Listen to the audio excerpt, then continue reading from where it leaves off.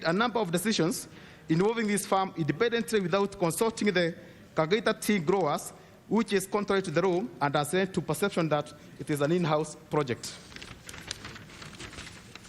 8, that the decision to construct a new factory for the Japanese specialty sencha tea factory has raised concerns from the tea growers of Kagaita as to whether the new factory will be able to sustain itself, since the supply of produce will only come from the 600-acre Kagaita tea farm.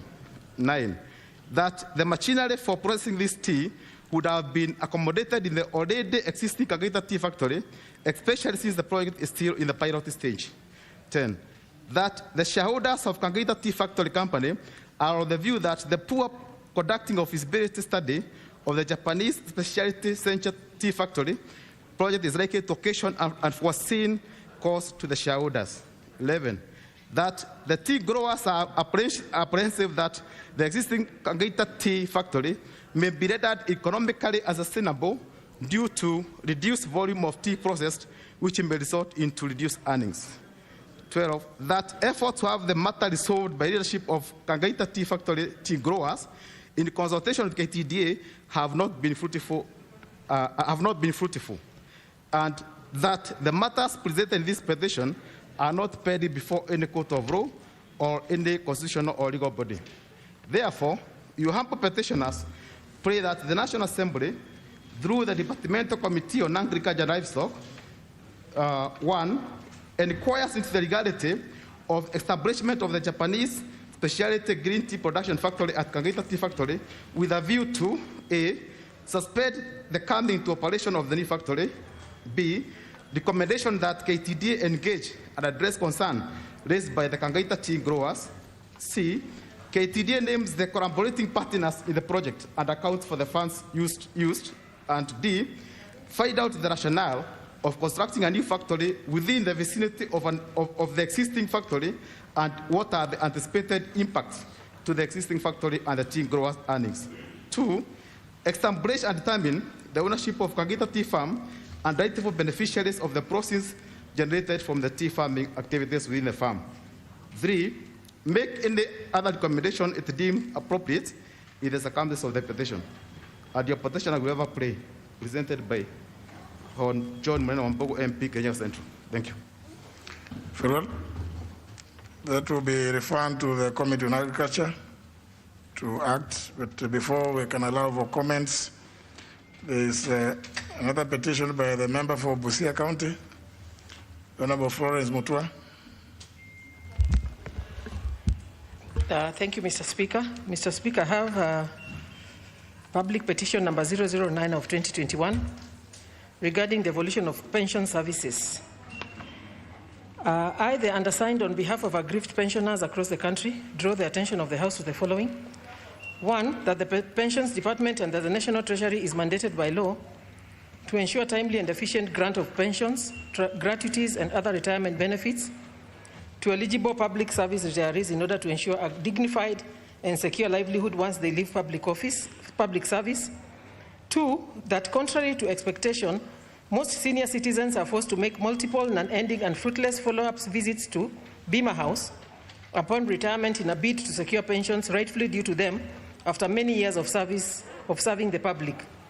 3, that there have been repeated cases of pensioners' files mysteriously disappearing or being adjudged as incomplete, ostensibly on account of lack of sufficient personnel to handle thousands of pensioners' files, resulting in inordinate delays in processing of pension payments.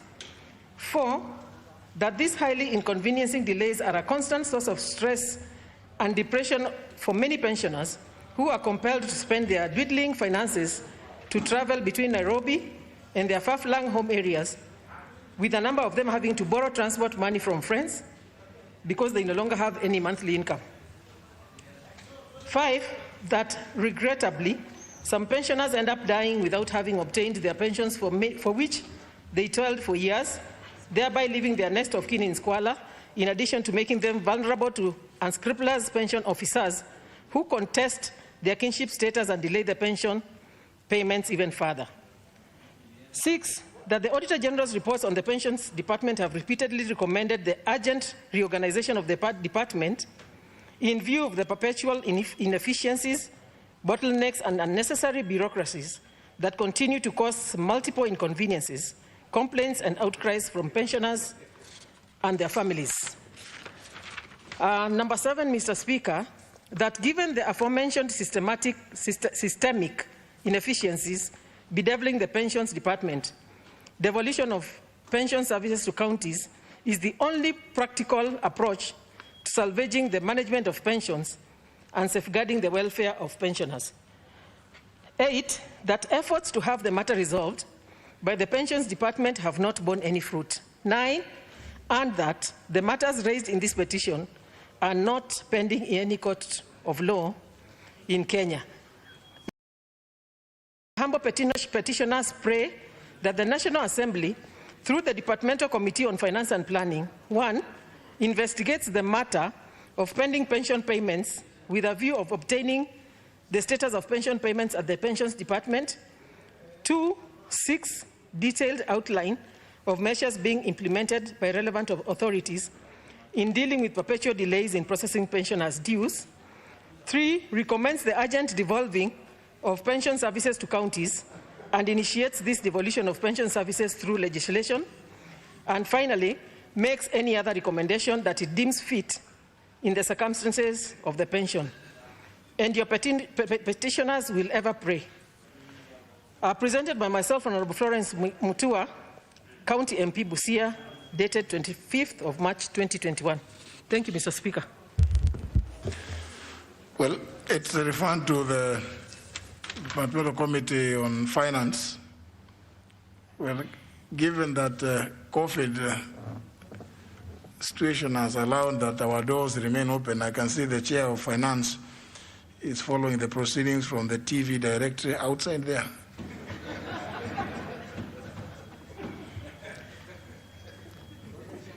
But anyway, honourable members, those who wish to comment briefly, I see there are some interventions. I don't know whether they are on this one or...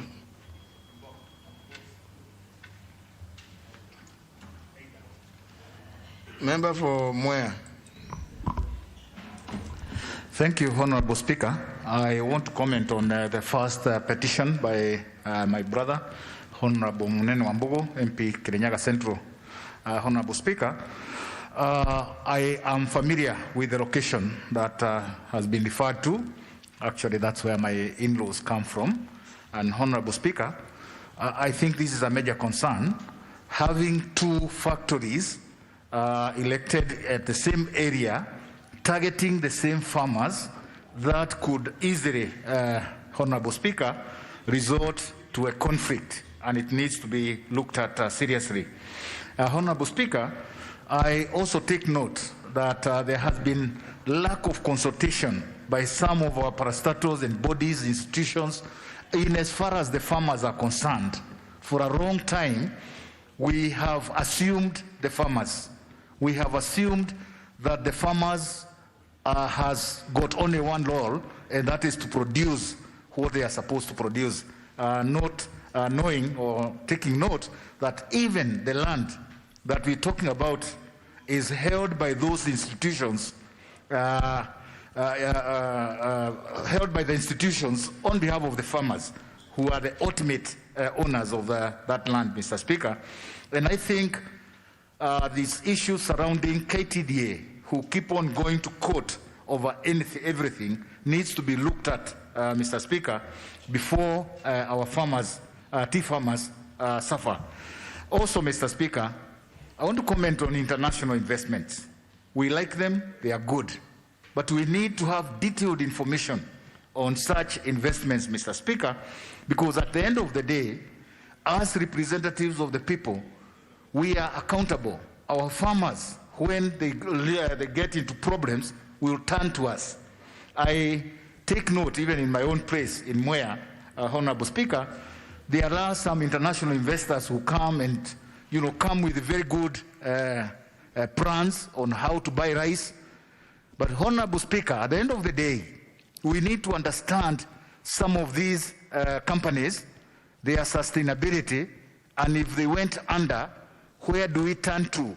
Otherwise, we may end up in having cases similar to pyramid schemes, which come very nicely, but end up in inflicting suffering to the people, Honorable Speaker. And therefore, I want to support that petition and hope that the Ministry of Agriculture is either having information about that particular factory or it's going to make serious investigation to prevent further suffering by the farmers. Thank you, Honorable Speaker. Very well.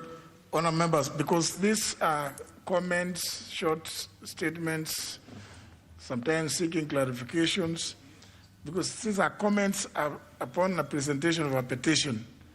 There will be a report which will come from the committee, which, if need be, could be debated.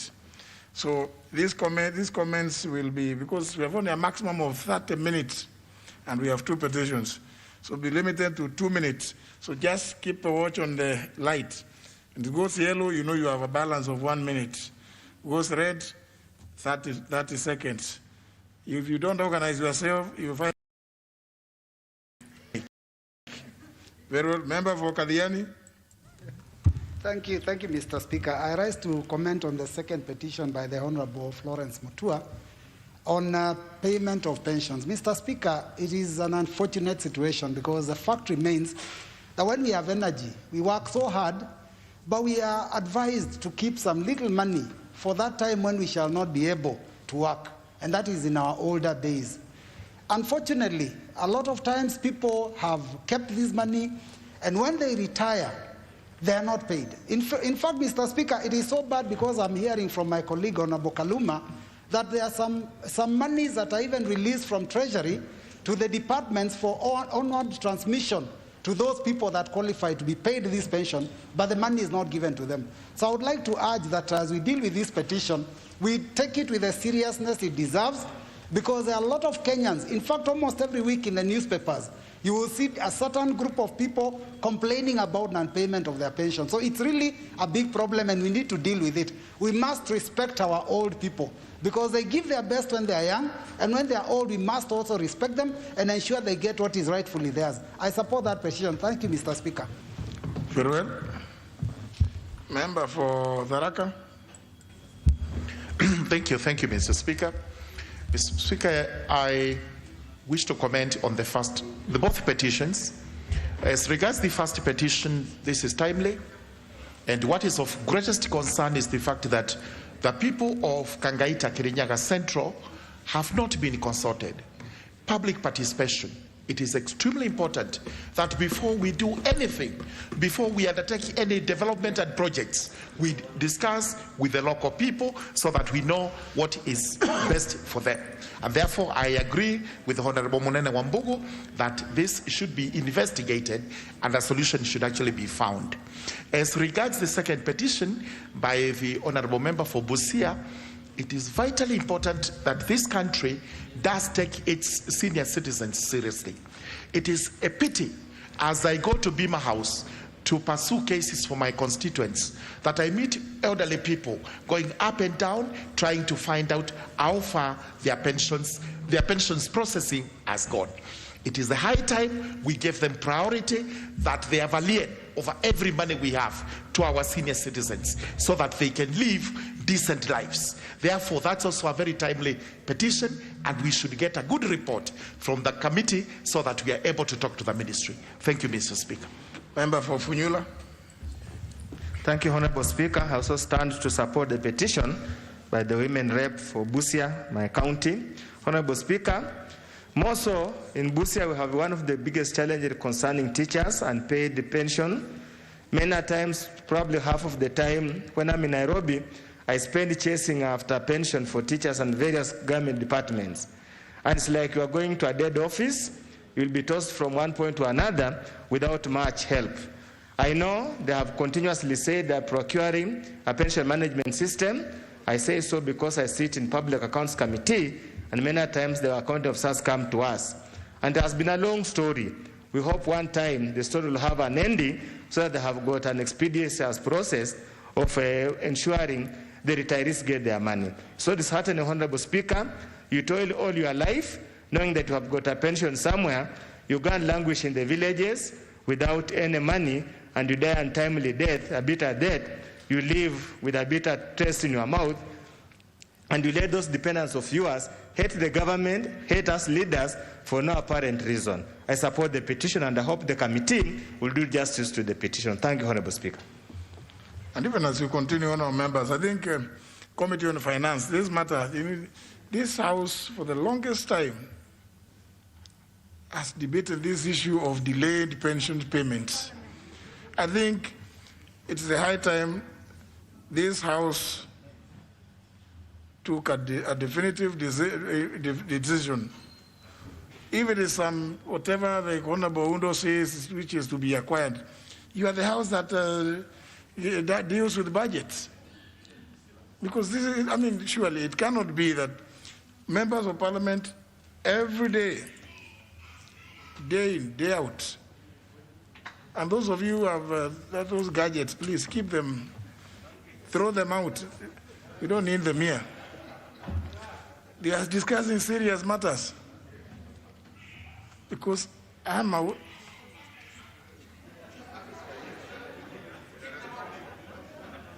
hope it's not the Honorable Wanga who is this the Honorable Shakil? Honorable Shakil, please don't watch videos inside the chamber.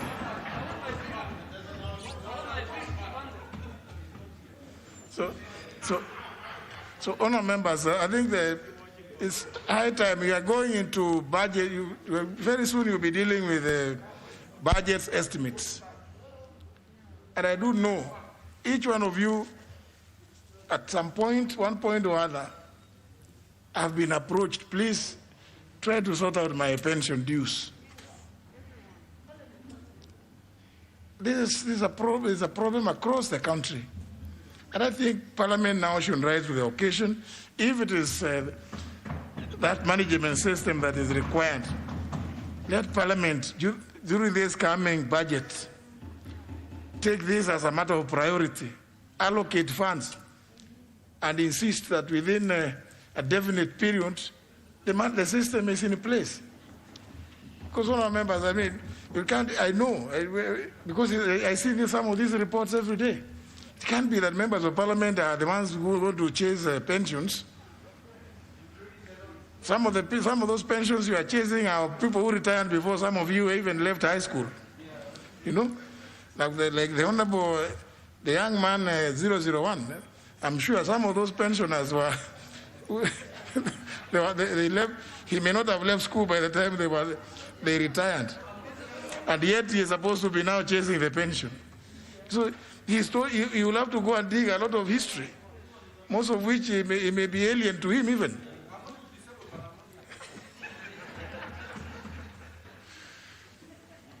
Point is noted, Honorable Sankok.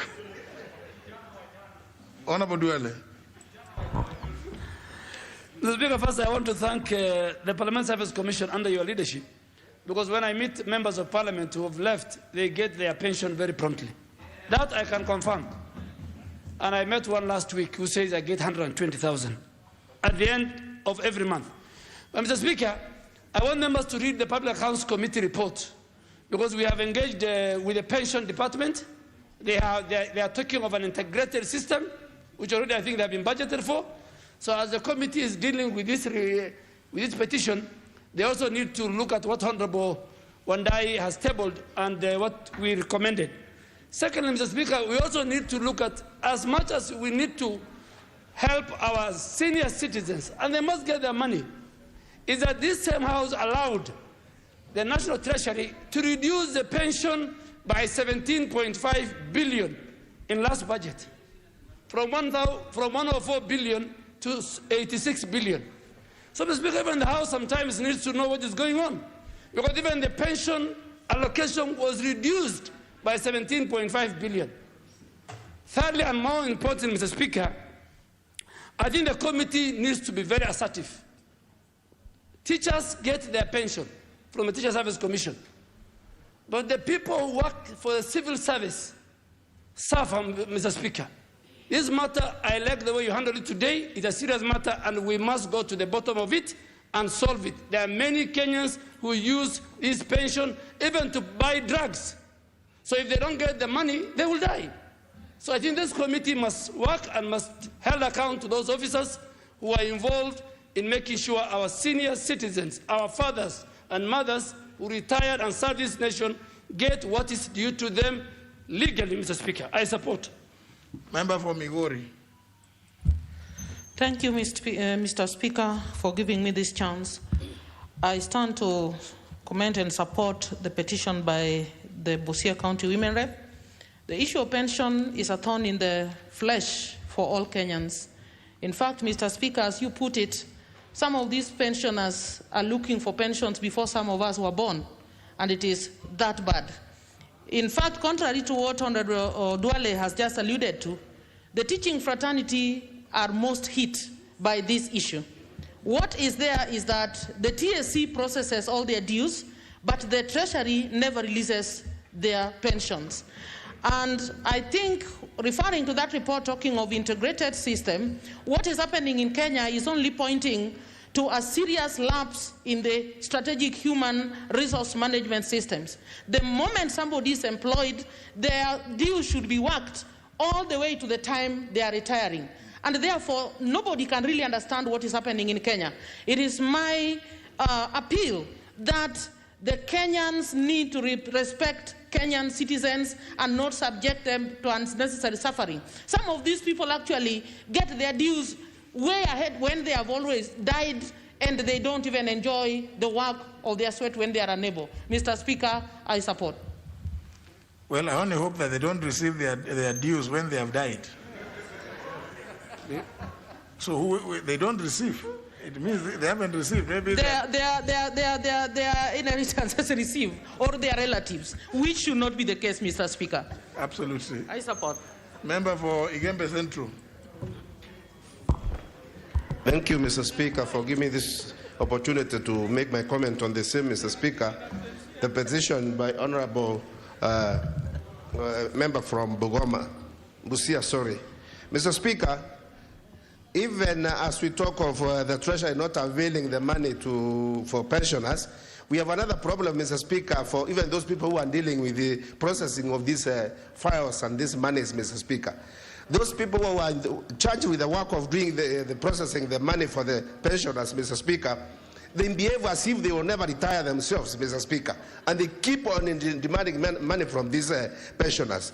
I had a teacher who told me that for a teacher to get his or a pension processed so that you can start getting the pension, you have to pay 50,000. And one of them came to borrow 50,000 from me so that they can pay those officers so that the file can be availed. If you don't pay, it is ended forever, and maybe some of them even die before they get it. As we look for money, Mr. Speaker, we should also look at who are sitting in these offices, and they should be disciplined, overhauled, or even sacked. And they should not behave as if they will never retire themselves. Thank you, Mr. Speaker. Honorable Sosion. Honorable Speaker, I rise to make comment and support the petition by Honorable Florence Mutua. It is indeed sad as a country that we still subject our pensioners to a lot of suffering. And while looking at the law, I remember there's a pension bill that was pushed by Honorable Musila in this same house, that it's incumbent upon the employers. If the employees retire before getting pension, then they must be maintained on the payroll. Mr. Speaker, this aspect of the provision of the law must actually be enforced. Number two, the seamless transfer of public officers or workers from the main payroll to the pension payroll is also provided in law. And therefore we are discussing a matter that is already provided for in our pieces of legislation. What matters, Honorable Speaker, is proper enforcement of the laws that we've made in this country. And Honorable Speaker, from the data that we have, is that majority of the workers, whether teachers or civil servants. And I really make that correction by Honorable Duale, that teachers are paid pension by TSE. No, all workers are paid pension by the Director of Pension. And the majority of them stay out for 2-3 years before getting pension. And data indicates that many of them have actually died. Honorable Speaker, this is a very urgent petition that needs to be expedited and due justice given to the retirees in this country. Thank you, Honorable Speaker. You're absolutely right. That amendment proposed by the Honorable David Musila was either due in the 8th or the 9th Parliament. And it was very difficult those days to push through even a simple amendment like that one. Yet, you say, as you say, it is not being followed. It became law. Finally, on comments in petitions, Honorable Sankok. Thank you very much, Honorable Speaker, for giving me this opportunity. And from your earlier comment, I may be young in spirit, but of course not younger than those Cerelac partners. Honorable Speaker, I do really support the petition by the Honorable Member from Busia County, Honorable Speaker, because pensioners are suffering. Most of them, Honorable Speaker, have joined my club of disability, Honorable Speaker, and they really need assistive devices, mobility devices. Some of them are just asking for their pension to be able to purchase crutches or wheelchairs, Honorable Speaker. Honorable Speaker, and you have given directive, Honorable Speaker, and it's a high time that we take this House seriously. And your directive, Honorable Speaker, should even translate into law, Honorable Speaker. Now that you have given directive that we go and make sure that that system, it is fully funded, I urge the House to make sure that as we make the budget, the system is fully budgeted for, and that it is up and working, Honorable Speaker. Honorable Speaker, Honorable Sosion, I've talked about teachers who have stayed for a long without even getting pension, Honorable Speaker. It's a shame that us as members of parliament, our pension is given on time, while those who elected us don't get their pension, Honorable Speaker. So, Honorable Speaker, I really do support, and I hope that this one will not again lie in the shelves like that one of Honorable Msila. Honorable Speaker, I do support. Very well. The two petitions are referred as earlier on directed. Next order. Order number 5, papers. Leader of the majority party.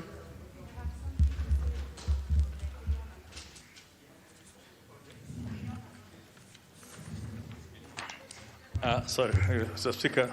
Honorable Speaker, I beg to lay the following papers on the table of the House today, Thursday, March 25th, 2021, afternoon sitting. Number 1 is the 12th edition of the biannual report on the status of alcoholic and drug abuse control in Kenya. Number 2, the reports of the Auditor General and financial statements in respect to the following institutions for the year ended 30th of June 2019 and the certificates therein. Number 1, Dedan Kimathi University of Technology. Number 2, State Corporation Appeal Tribunal. And lastly, the Kenya Space Agency. Thank you, Honorable Speaker. Next order. Order number 6, notices of motion. Order number 7, questions and statements. First segment, questions. First question by the member for Igembe Central. Member Kubai.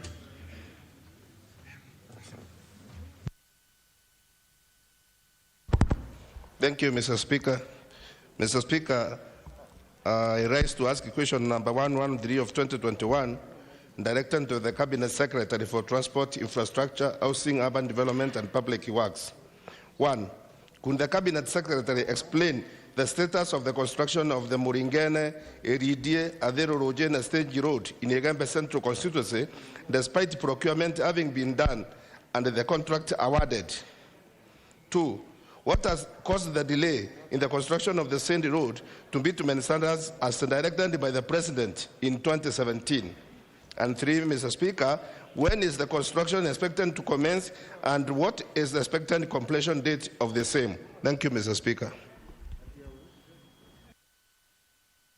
Well, that will be replied to before the Departmental Committee on Transport, Public Works and Housing. The next question by the member for Mumias East.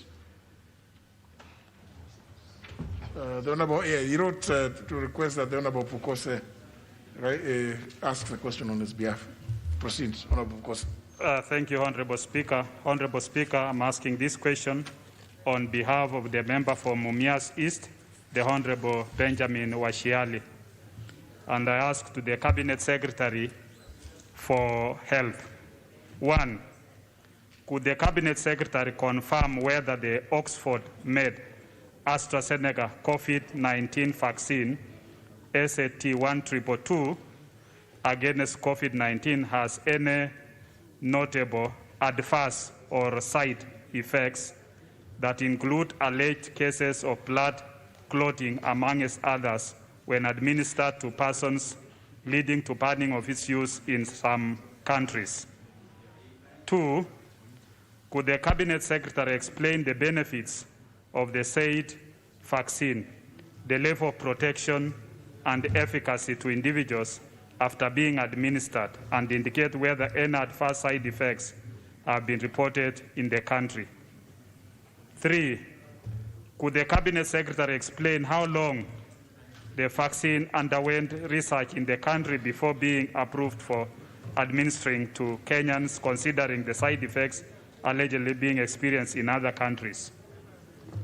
And lastly, 4, what is the government's position on the continuous use of the vaccine, considering the slow pace of uptake by Kenyans and the side effects reported in other countries?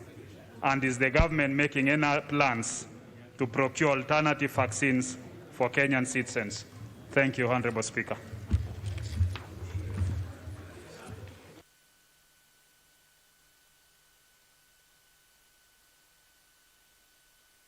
Sorry.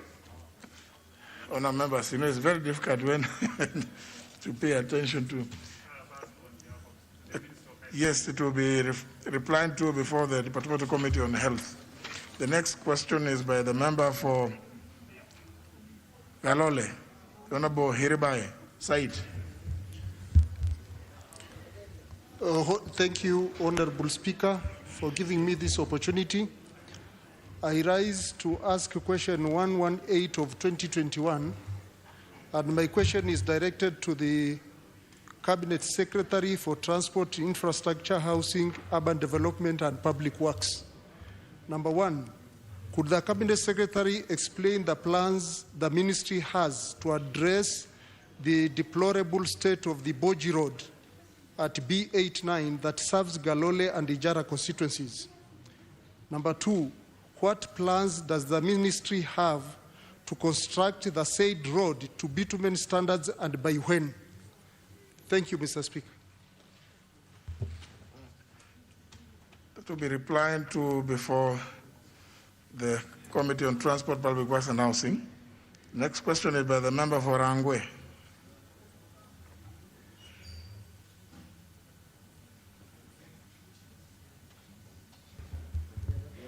Thank you so much, Honorable Speaker. I rise to ask question number 128 of 2021. And this question is directed to the Cabinet Secretary for East African Development, East African Community and Regional Development, and it concerns the Kimira Oluch Smallholder Farm Improvement Project that is in Kochia Ward of Rangwe constituency. It is in 4 parts. Number 1, what is the status of the construction and performance of Kimira Oluch Smallholder Farm Improvement Project?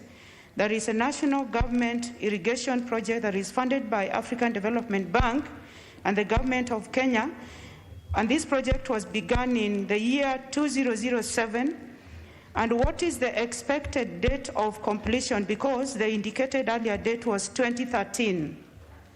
Number 2, could the Cabinet Secretary state the original cost of the project at inception, the total cost as of today, and how much is owed as pending bills, detailing the list of the persons or firms owed and the scope of work done by each of these firms or persons, and the CS should explain the benefit of this project to the great Kochia farmers, if there are any.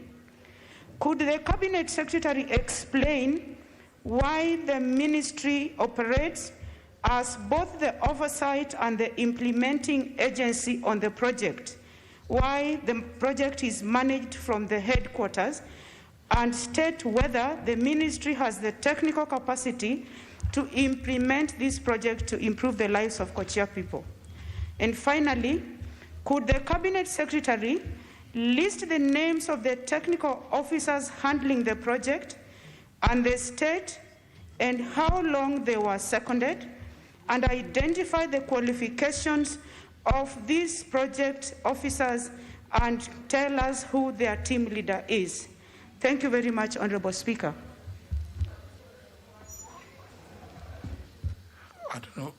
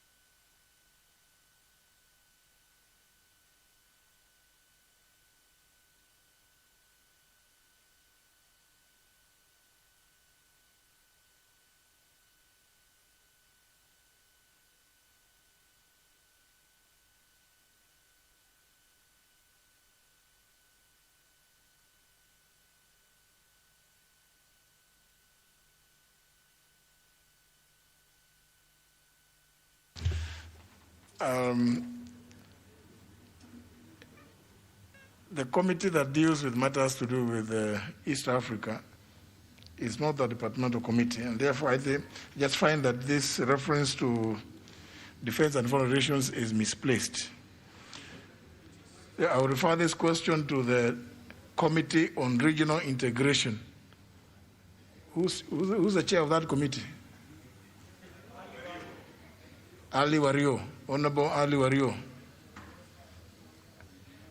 so that they can be able to get the Cabinet Secretary responsible for matters to do with the East African community and regional development to appear and respond. Because if it goes to defense and foreign relations, you may not get the appropriate response.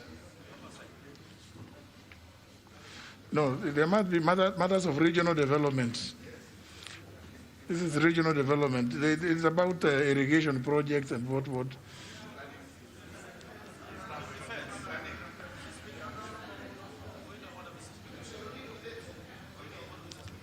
How is it that everybody has so much interest, including the member for Yata? You oversight regional development. Very well. Go and deal with it then. Don't bother. If you then you invite the Cabinet Secretary for East Africa Community and Regional Development to appear before the Departmental Committee on Defense and Foreign Relations. Very well. Proceed. Nominated member Godfrey Otosi.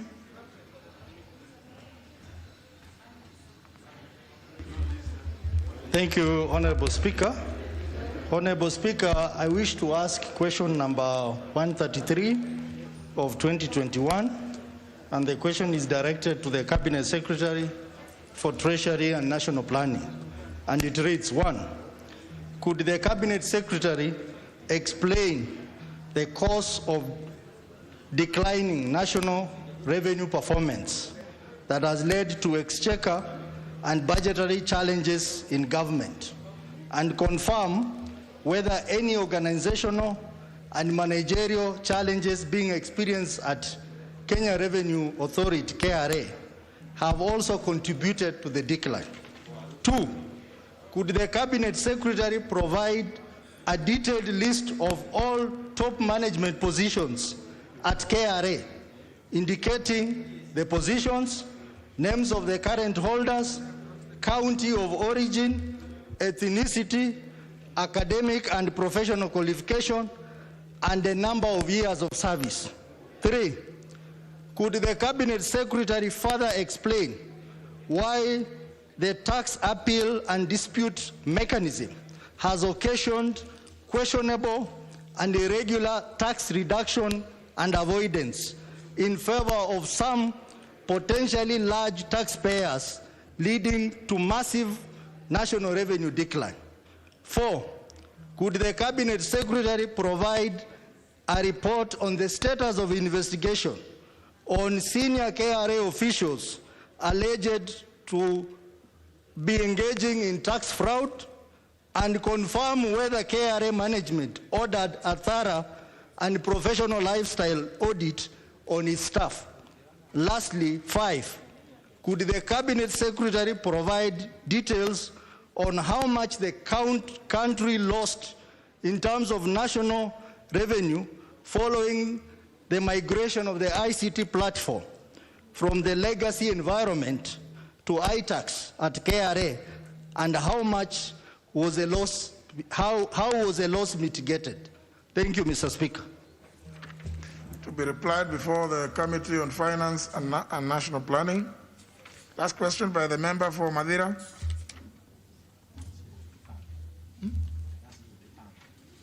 I'm informed that the member and requested for deferment request is exceeded too, so question is deferred. Move to the next segment. Request for statements. First request is by the member for Garissa Township. Honorable Speaker, pursuant to the provision of Standing Order 44-2C, I seek to request a statement from the chairperson of the Departmental Committee on Energy regarding Kenya Power inflated electric power procurement cost.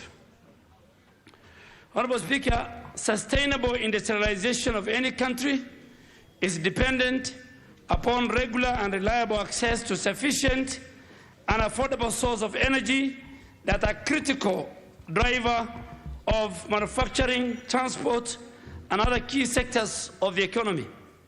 However, Honorable Speaker, rather than pursuing the objective of supplying the Kenyan economy with affordable electricity, Kenya Power and Lighting Company, KPLC, has, on the contrary, presided over a massively inflated power supply regime that has regressively affected on the already overburdened taxpayers and business.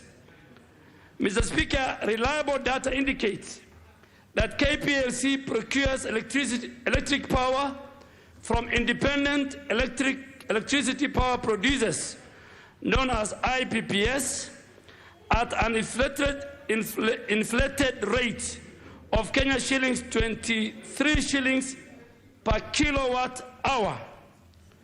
And in this irregular arrangement, the independent power producers normally purchase electricity from Kenyan at approximately Kenya shillings 0.5050 cents per kilowatt hour before offloading it to Kenya Power at an inflated rate of 23 shillings per kilowatt hour.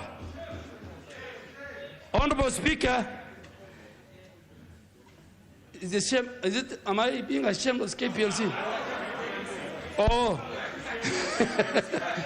Because, you know, the voters who are watching might think, so it is KPLC, not me. Honorable Speaker, it is on this account of this undertaking that threaten the long-term growth of our country that I seek a statement from the chairperson of the committee on the following, Mr. Speaker, and they are very straight and direct questions. At what rate does Kenyan supply electric power to Kenya Power? 2, at what rate does Kenya Power procure electric power from the independent power producers? 3, what is the basis for the huge difference between the rate charged by Kenyan and the rate charged by the independent power producers? 4, could the chairperson provide a list of all the independent power producers including their shareholders, their directors, and their addresses, physical address. Number 5, how much money has been paid to each of these independent power producers by KPLC and the Ministry of Energy since commencement of their respective contracts with the government of Kenya and or KPLC. Number 6, Mr. Speaker, what urgent measures is Kenya Power taking to reduce the cost of electricity to households, businesses, factories, and other consumers with a view to supporting the government and the President's Big Four agenda on enhancing manufacturing?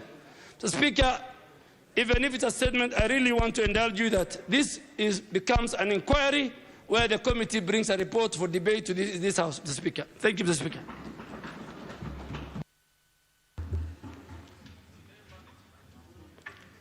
Is it the chairperson?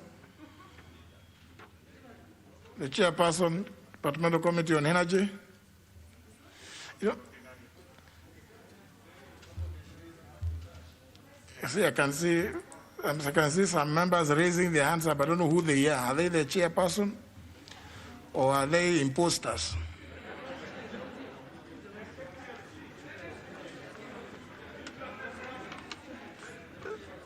That there's a member who's agitated out there.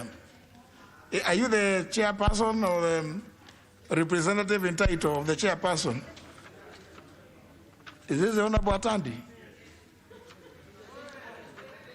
I thought the Honorable Atandi is a member of the Finance Committee.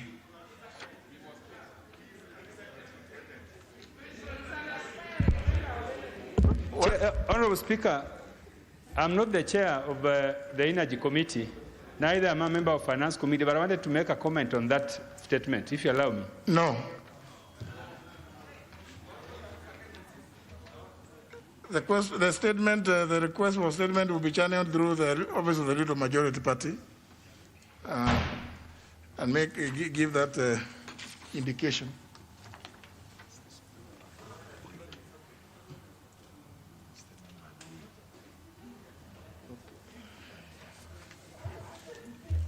The next request is by the member for Mvita.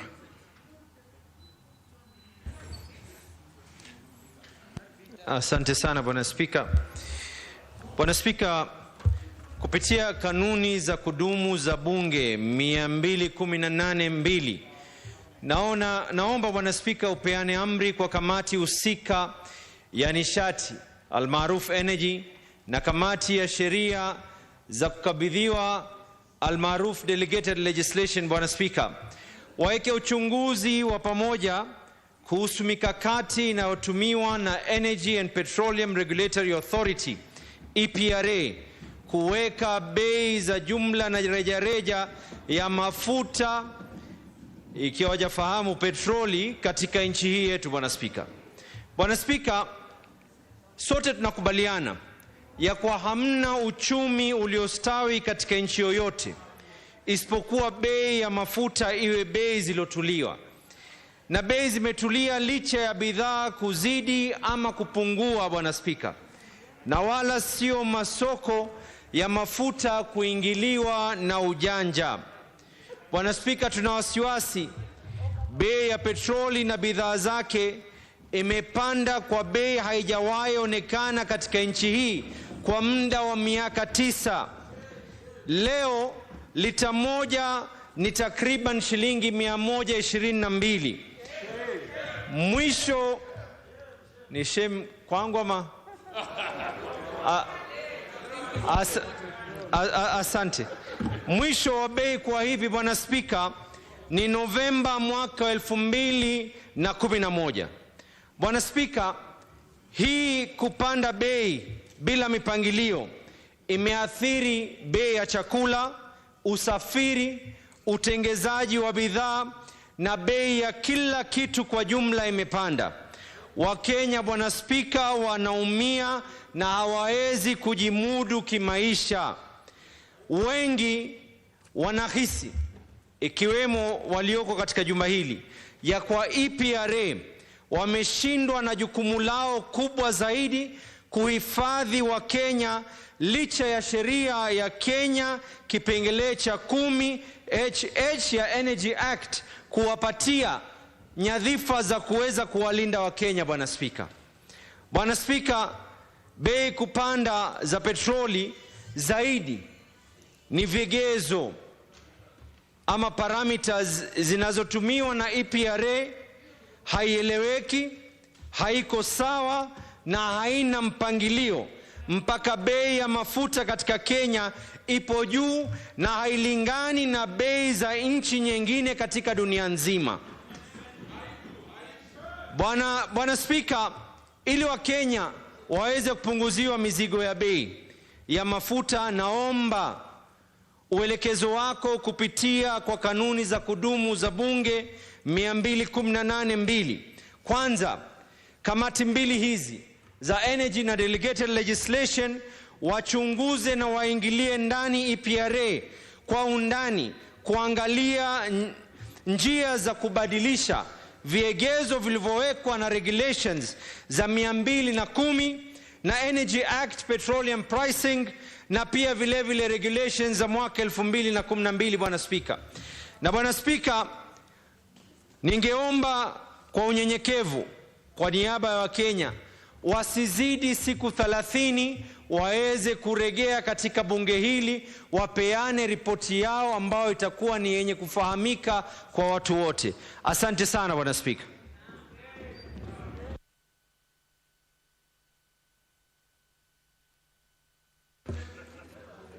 Very well. As requested by the member from Vita, that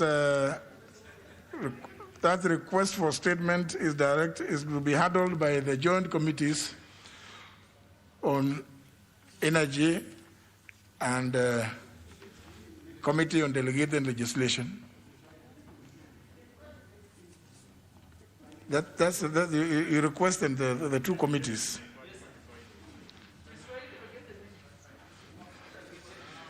Just check on your standing orders.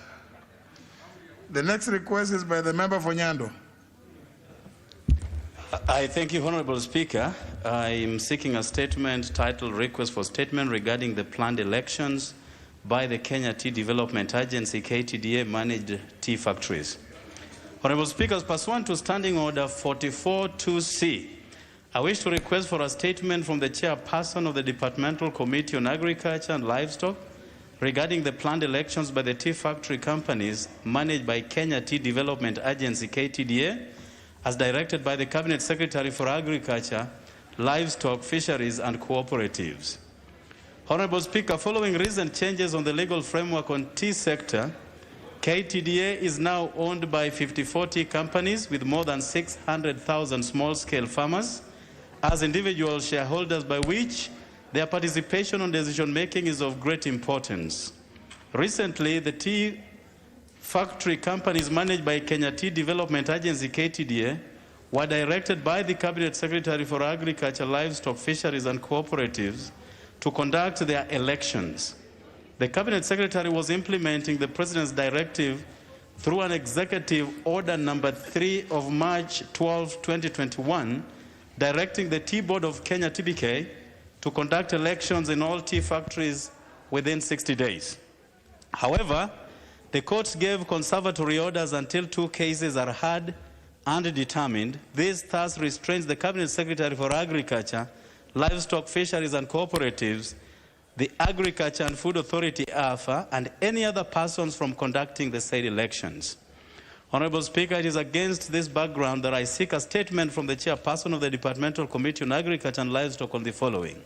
1, could the chairperson provide an update on the planned elections, noting the Cabinet Secretary for Agriculture, Livestock, Fisheries and Cooperatives, directive and the court conservatory orders? 2, what measures has the ministry undertaken to ensure that the plight of more than 600,000 small-scale farmers who are individual shareholders are not hindered during participation and decision-making on matters of tea? Finally, Honorable Speaker, I also take judicial notice of the fact that the Executive Order number 3 of March 12, 2021 by the President has so far been disturbed by a competent court of law. I thank you. Chair, Agriculture.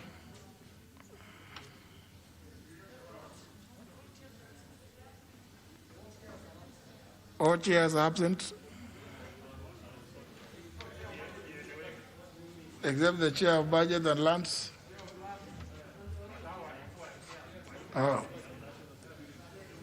National Security, yes. ICT, yes. Labor and Social Welfare, yes.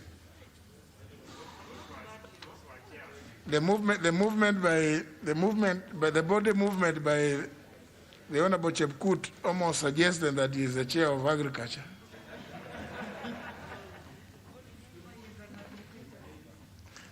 The request will be channeled through the Office of Leader Majority. Honourable members, the next set of statements which have been requested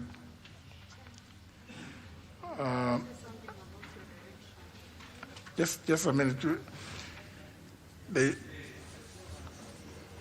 I'm waiving the provisions of Standing Order number 43 to allow the Honorable Shakil to issue a general statement on recognition for diverse religious practices. Thank you, Honourable Speaker, sir. Honourable Speaker, pursuant to the Standing Order number 43, I wish to make a general statement regarding the gesture of great religious tolerance and recognition of religious diversity exhibited by His Excellency the President of the Republic of Kenya, President Uhuru Muigai Kenyatta. Honourable Speaker, sir, being the convener of the Parliamentary Muslim Group and on its behalf, wish to highlight the great respect that His Excellency Honourable Uhuru Kenyatta, EGH, accorded to the Muslim religion during the funeral service of the late His Excellency the Honourable John Pombe Magufuli, President of the United Republic of Tanzania. Honourable Speaker, on March 22nd, 2021, His Excellency the President paused his tribute to the deceased at 12 noon to observe silence when the call to prayer known as Adhan was called. In doing so, the President displayed great religious tolerance, recognition of diverse religious practices, and coexistence by the said gesture. Honourable Speaker, sir, this has resulted in great accolades to our President in the East African community and worldwide. We therefore wish to applaud His Excellency Honourable Uhuru Kenyatta for this great act and stand in solidarity with him for the great respect that he showed in observing silence when the Adhan was called. I thank you, Honourable Speaker, sir.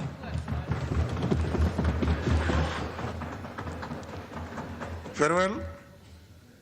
I will similarly allow the Honourable Rosa Buyu, member for Kisumu County, to make some statement. Thank you, Honourable Speaker.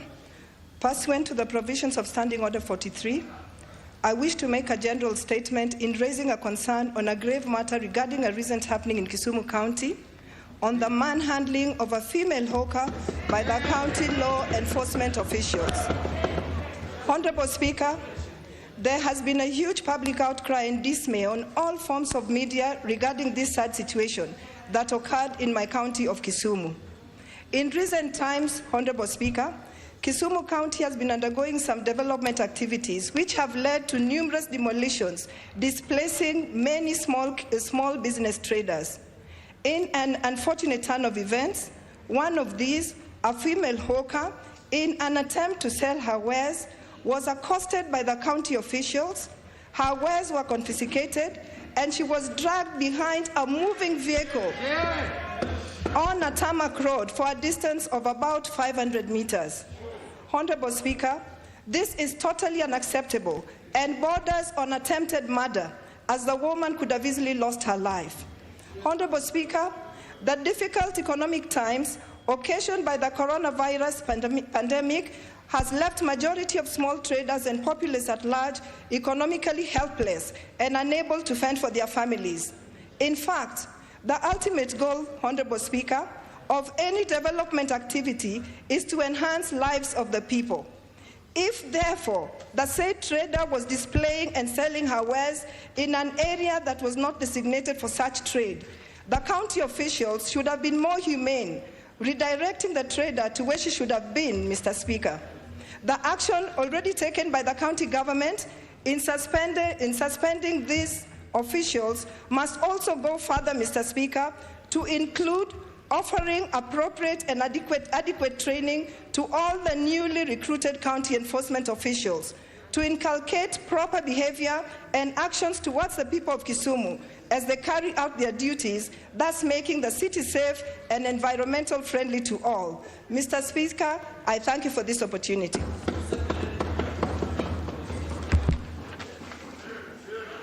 Well, there's no occasion for debate. As you may wish to appreciate, Honorable Shakil, like as you are raising your hand up, even though both of you claim to rise under standing order number 43, I merely waived the requirements of the standing orders. Otherwise, this is only allowable on Tuesdays. So today, today is not Tuesday. So at least that's good. I've allowed you to make those statements so that at least they go on record of the Hansons. No, we don't want to deal with the mayors. You start saying you are a mayor of Kisumu now, that is difficult. These are responses. There's one by the Committee on Administration and National Security to a request by the Deputy Speaker.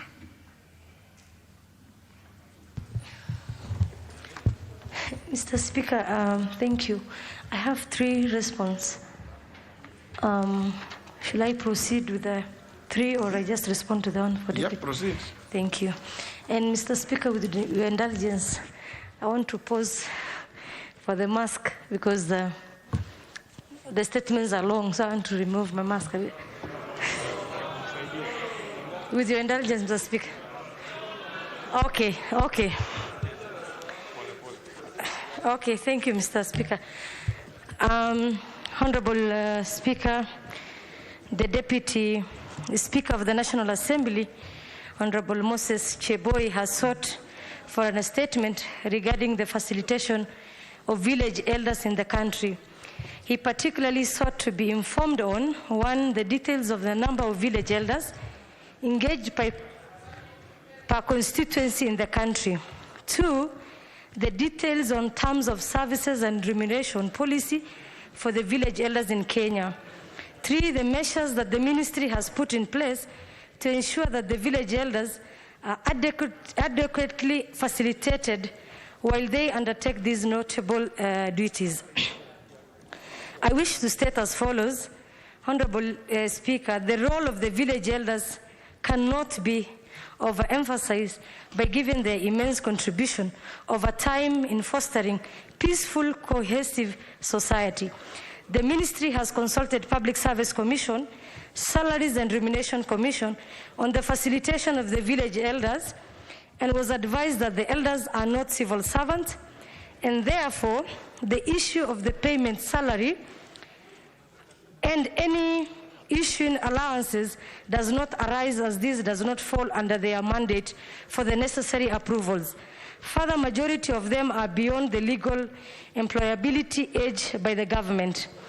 Mr. Speaker, the ministry is currently developing a policy framework on the recruitment of remuneration village elders. The policy is aimed at establishing terms of engagement, 1, functions of the village elders, the criteria for recruitment. 4, remuneration scheme, termination of engagement, disciplinary procedures since they are not civil servants, conditions and procedures of exit, vacation of office. Owing to the above issues, the ministry will commence the process to define and establish the number of villages considering the various geographical, socio-cultural, and security orientations, including developing mechanisms for major towns and cities. It is envisaged that once process is finalized, the same will be forwarded to the Parliament to consider. Honorable Speaker, experience over time has shown that the villages continue expanding as the population grows. This is a natural phenomenon that has not been keenly evaluated to establish the numbers. However, we have established that as a result of migration patterns, new villages grow in areas that were not previously inhabited. As earlier mentioned, therefore, the process the ministry has initiated will define the unit of administration known as village to eliminate any contradictions to the same. This framework then will determine the number of villages and the budgetary implications for remunerating the elders who will be recruited in a more organized, structured manner. Thank you, Mr. Speaker, and signed by Fred Matiang'i, Cabinet Secretary Interior. Mr. Speaker, I want again to respond to a statement from Honorable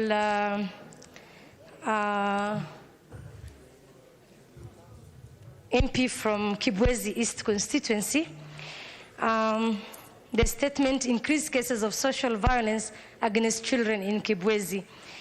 Honorable Speaker, the Member of Parliament of Kibwezi East, Jessica Mbalu, has sought for statement on sexual violence against children in Kibwezi. She particularly sought to be informed, one, measures in place to guarantee the safety of the children, especially the boy child in the country, and particularly in Mtitondei area in Kibwezi East. Two, the status investigation into the cases of sexual violence against the children and has been reported, and whether the relevant authorities conducted medical examination of assaulted children with view establishing whether they were infected with sexual transmitted diseases, putting them under medication.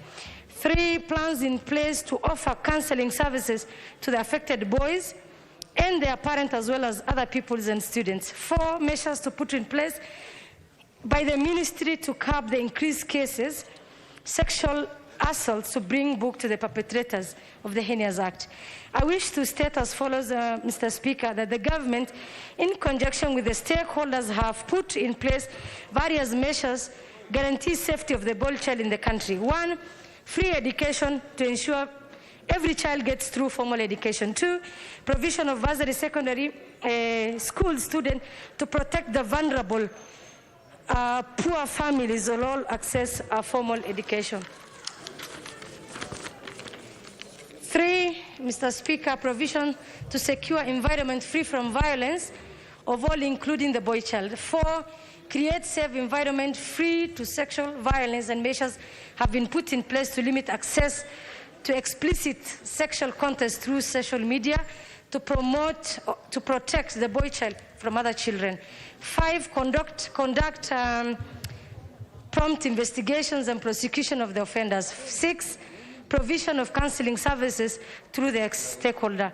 Honorable Speaker, various cases have been reported and at different stages for investigation. These include offense number 1, defilement contrary to section 8.1. I think, Honorable Fatuma, did you give the member a copy of the statement? Yes, Mr. Speaker. She doesn't have it because the cases are quite a number, and I think given the numbers, I think it would be good just to table the report. Can I just go to page 5?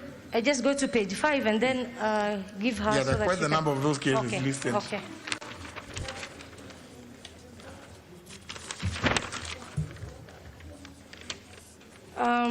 Thank you, Mr. Speaker, for that. The complainant and the victims were all taken to the hospital. Examination found with no sexuality transmitted diseases.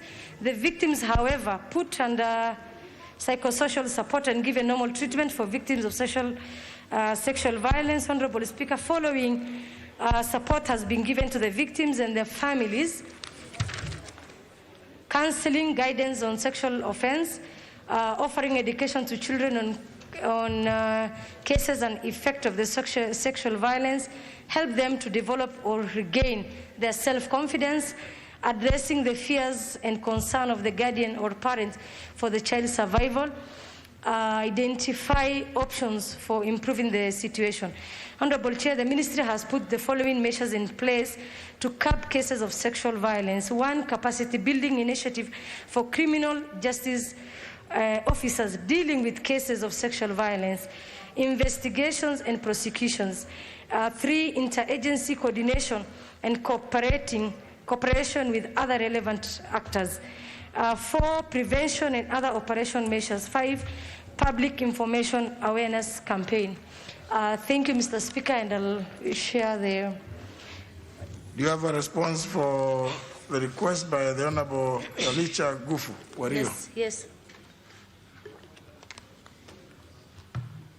You can proceed to read it out also, so that then members can be given a chance to respond. Thank you, Mr. Speaker. This one is quite long, but you'll bear with me, though it has a lot of detail. Thank you, Mr. Speaker. I also want to respond to Honorable from Moyale constituency, Marsabit County, Honorable Wario. The Member of Parliament, Mr. Speaker, sought a statement, and he wished to be informed on the following: whether investigations were carried out into the attack on Funan Ida, Funan Kombi and Elbor areas in Moyale constituency that led to the loss of 2 lives, injuries, livestock theft and displacement of residents. 2 measures that the government is putting in place to ensure that the schools in the affected areas are reopened, displaced residents living in the disfavorable areas settled, are resettled. 3, the action that the ministry is taking to ensure that the administrative and security officers on the ground serve the residents of the 2 sub-counties fairly, equitably, without favor, including proper coordination, sharing of information, among others. The measures that have been put in place by the ministry to curb the increased cases of security in Funa Ida, Funan Kubi and Elbor areas in particular from the external attackers. I wish to state as follows, Mr. Speaker, protect me from, there's a lot of noise coming from behind, Mr. Speaker. Honorable Speaker, the investigation commenced last year following the attack where 11 cars were stolen, and followed by attack of Gabra herders at Garbagudo area by attackers from Funa Ida, Borana community, who are the immediate neighbors bordering from Sololo sub-county. Subsequent event of stock theft between the 2 communities led to peace talk meetings, which never bore fruits. The failure to reach a peaceful settlement was largely attributed to dishonesty exhibited by the Borana community. The Borana community was not willing to return the stolen livestock, and whenever a date was set for discussion, they will sabotage it by attacking and stealing from Gabra community to stall peace negotiations. Among the attacks which were seen as meant to stall peace negotiation took place on 14th January 2021 when Borana raiders attacked and stole 155 goats at Halo, Dadacha, from Gabra herders. Immediately thereafter, the Gabras staged a counter-attack and stole 92 heads of cattle and 2 donkeys. In the process, 2 people from Borana community were killed. Prior to these unfortunate activities, there was a peaceful agreement between the 2 sub-county security teams and the elders on the 15th of January 2021. All the livestock stolen from both sides were to be returned. However, the Borana community planned a staged attack which made it impossible to execute the peace plans. The planned peace meeting on 15th January 2021 did not take place, and instead the community held burials at Funan Ida for the 2 herders killed. And during the attacks, the governor of Marsabit County and Honorable Kalicha Gufu Wario, MP Moyale, graced the occasion. On 27th of January 2021, following an initiative by the county security team, a peace meeting was held between the elders from the 2 sub-counties and the 2 sub-county security team to bring the 2 communities together.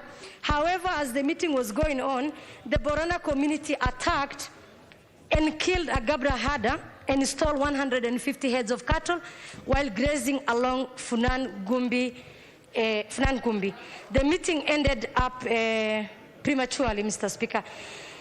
The government has deployed a special unit, GSU and BPU within the affected areas. Multi-agency operations have been intensified along the volatile border, and normalcy is slowly returning on the Turbi side. This can be attested to by the fact that the previous deserted and closed Turbi shopping centers and the school respectively have been reopened, Mr. Speaker. However, the residents of Funan Ida, Funan Kumbi and Elbor, all in Sololo sub-county Moyale constituency, are yet to return to their manyatas. This has largely been attributed by the local leadership's problem, Mr. Speaker. Worth nothing in this, after local militia attacked a police officer on patrol, subsequent recovery of an AK-47 rifle in Elbor, the residents started vacating their manyatas. Following persistent threats and attacks of Turbi residents, the police officers by criminals operating from the hilly grounds, a joint operation was carried out to root out the criminals. During the operation within the seemingly deserted manyatas from Funan Ida, there's an active militia camp which was dismantled. Inside the militia camp, several government stores, including assorted military attires, assorted government drugs, assorted Oromo Liberation Front uniform, relief food, assorted civilian clothes, assorted household goods, gym equipment, and cooperative bank book of Oromo in Ethiopia, among others, were recovered in the said camp, believed to be predominantly occupied by the Ethiopian militias known as OLF, who have been causing attacks in the neighboring Gabra community in full knowledge and blessings and funding from politicians of one community. Keenly analyzing on the situation, point out that existence of these manyatas, especially at Funa Ida, greatly pose security threat to the residents of Turbi sub-county and motorists as well among the Turbi-Moyale highway. On several occasions, reports have been received from motorists of the existence of militia within Funa Ida who have been posing sentries to monitor police movement. It can therefore be concluded that the former inhabitants of the said Manyata were not Kenyan citizens and they were hired goons. It is not also imperative to note that the residents of this area, Funan Ida, Funan Khumbi, and Elbor, were not displaced by anyone. All the vacated manyatas are still intact, and they were vacated for fear of revenge attacks by communities they have been attacking. Mr. Speaker, the government has posed 2 specialized units, GSU, BPU, among the tensed border. Joint patrol and being carried out to neutralize threat posed by militias from both communities and to reassure the members of the public of their security. The general duties officers from Sololo and Turbi sub-counties are also incorporated during these patrols. Honorable Speaker, it is the duty of the members of the NPS officers to provide services, assistance to the members of the public when in need. To these, and therefore, NPS officers are impartial in discharge of their duties.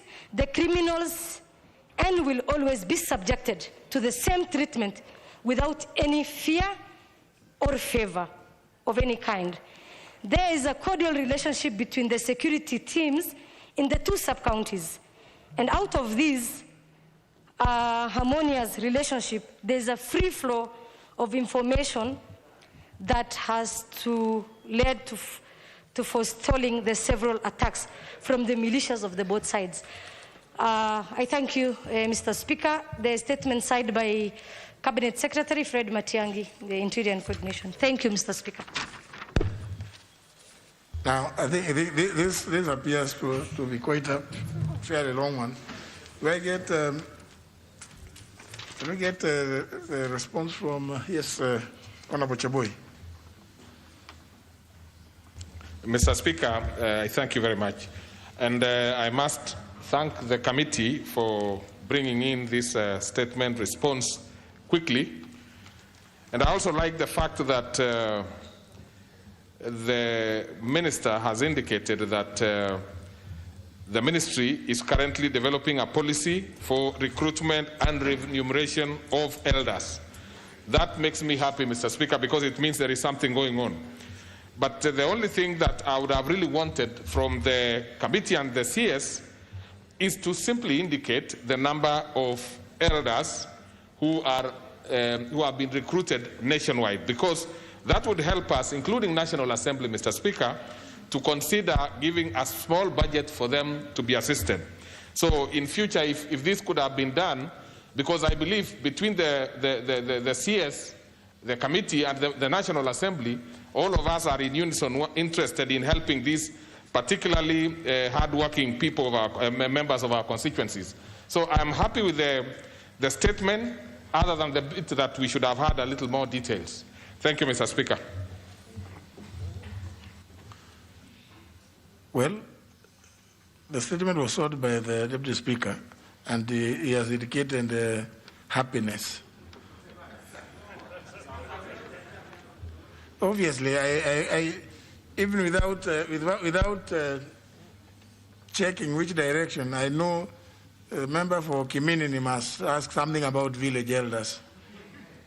Honorable Amalwa is in the house, is he? Member for Kilifi North, about elders. Yes, about elders, sir.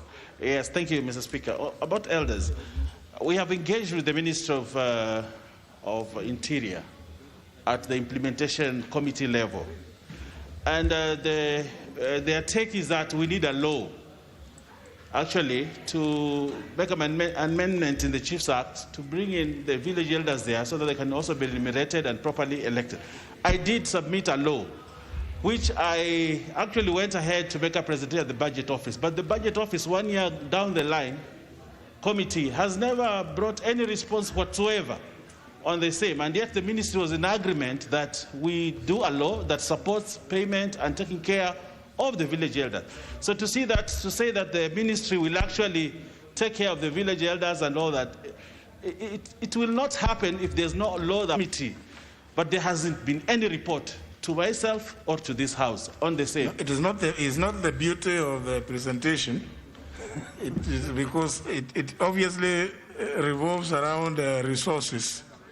So even as beautiful as it may be, you may need to go and convince the Honorable Kanini Kega and the Cabinet Secretary for National Treasury, so that then you comply with the requirements of Article 114. So it could have been very beautiful. That I appreciate. Yeah. And I do know that you make very beautiful presentations. Yes. But I suspect the problem might have been with Article 114 of the Constitution, and perhaps to the extent that it is public resources, they might want to hide under Article 230 SRC. So I think you still have some grounds to cover. Honorable one by yes, what is? Yeah, well, what I'd like to see is a report. I think it's please order a report that they bring the report, whether there is money or there is no money. But we want to see a report on the same, so that we know that these questions that we are bringing here may never, because so many questions have been brought here about payment of village elders and take care of them. Many times, many members But you see, at the end of the day, it's just the same things that they say here. But probably we'll know whether it will happen or not if we get the reports and what finance is saying and what the ministry. But I think finance has money. We calculated it to around 5 billion shillings a year. And this government can afford it. They can afford to pay these village elders. That can only come from the Cabinet Secretary for National Treasury, unfortunately. The member for Kilifi North may be very knowledgeable about the ability of government, but certainly not with the authority to confirm to the House. But nevertheless, your sentiments, I think, have been noted by the committee, so that they can bring a report.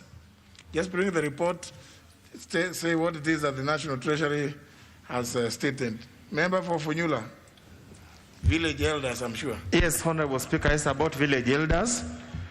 And we must acknowledge, all of us who are here, that village elders actually do the donk's work in the sub-locations and the locations and the various devolved units. It's extremely unfortunate that they commit their life, they commit their time, and no even a token of appreciation. We're not asking for salary. Honorable Udo, I'm not stopping you, but you mentioned even in the devolved units. I'm sure if you look at the County Government Act, there is provision for such like village officers, village administrators can be cascaded to the lowest level possible. Because as you say, Honorable Undu, it is true they play a crucial role in resolving a lot of myriad of problems at the grassroots level. Proceed. Chair, Honorable Speaker, actually the most interesting part that the village councils attached to the village administrators have some an allowance. So the question the village elders who are attached to the assistant chiefs are asking, we are serving the same government. We are serving the same people. How come these members of the village council are being paid some honoraria, and us who serve the national government, which has got the biggest cake of the national revenue, cannot even appreciate? And I think it's a matter, Honorable Speaker, and as Honorable Baya has said, the Budget and Appropriation Committee has a duty to this House to bring a report of whichever way. Is Parliament that makes and approves budget? Is Parliament that makes laws? For somebody somewhere else to stall the budget-making process is truly indeed an affront to the Constitution of Kenya and the role of this Parliament. So, Honorable Speaker, I request and beseech you to prevail upon the Budget and Appropriation Committee to bring the report here so that the House can take charge of the report and make the relevant decision. Thank you, Honorable Speaker. Well, the Majority Whip is a member of the Budget Committee. Thank you, Honorable Speaker. Honorable Speaker, with all due respect to my colleague, the Honorable Undo, that what he's saying could be right, well said, but in law it's not the Honorable Speaker. Honorable Speaker, Budget and Appropriation Committee can only allocate money within the provisions of the PFM Act. And the PFM Act, Honorable Speaker, says you can only allocate money where the law is providing for it. So if there is no law that provides for us to allocate the funds, we are not able to allocate, Honorable Speaker. Thank you. And the legislative proposal by the Honorable Baya? The Honorable Baya made a legislative proposal. It needs to hear what is the status of that legislative proposal. Is it tenable? What is the view of the Cabinet Secretary for National Treasury and others who may be involved in those processes? Thank you, Honorable Speaker. On that one, I would want to say that I'll be able to follow up with the committee. Then maybe I can respond later on, Honorable Speaker. Maybe the Honorable Makali Mulu, who is a ranking member of the committee also. Yeah, thank you, Honorable Speaker. Honorable Speaker, I sit in both the budget and also the Administration of National Security. And I just wanted to say that in the Committee of Administration and National Security, we have actually a draft bill which is trying to address this matter and see how we can harmonize the main one under the Assistant Chief and the Ward Administrators. So we are working on that, and I'm very sure within a very short time, not more than 2 months, we should be having a bill proposed in this House by the committee to be debated. So I would just urge the honorable members, when the bill comes, Honorable Speaker, that we fast track it and pass it. I remember, Honorable Speaker, at one point there was such a bill in the Senate. And actually the Senate had already passed that bill. But where it disappeared between the Senate and the National Assembly, I don't know. So I think this is really, we need to take this matter seriously. And I agree with those honorable members who are saying, Honorable Speaker, that the village elders, the kind of work they do in this country, I don't think even the chiefs and the assistant chiefs do it. A research was conducted, Honorable Speaker, and it was confirmed that this is the first stop when you want to achieve justice in this country. They deal with matters, relationships to do with marriage. They deal with the child-to-father relationships. When any matter arises, Honorable Speaker, that's where you go first. And I think we need to take this matter seriously and assist them to get an allowance. So that bill, when it comes, let's please fast track it and pass it. I submit. Very well. That's not we can't just deal with the issue of village elders. I'm sure the Honorable Amala would want to tell me that they are called Omokasa or Liguru. That's not whatever they are called. They are village elders. But I think what the information by the Honorable Makali Mulu should suffice for the time being. Otherwise, we'll just discuss for talk because it is fashionable to open our mouths. Let's not. Yeah, just something about village elders. You know, there's so much else to be responded to. Let's get the Honorable Jessica Mbalu.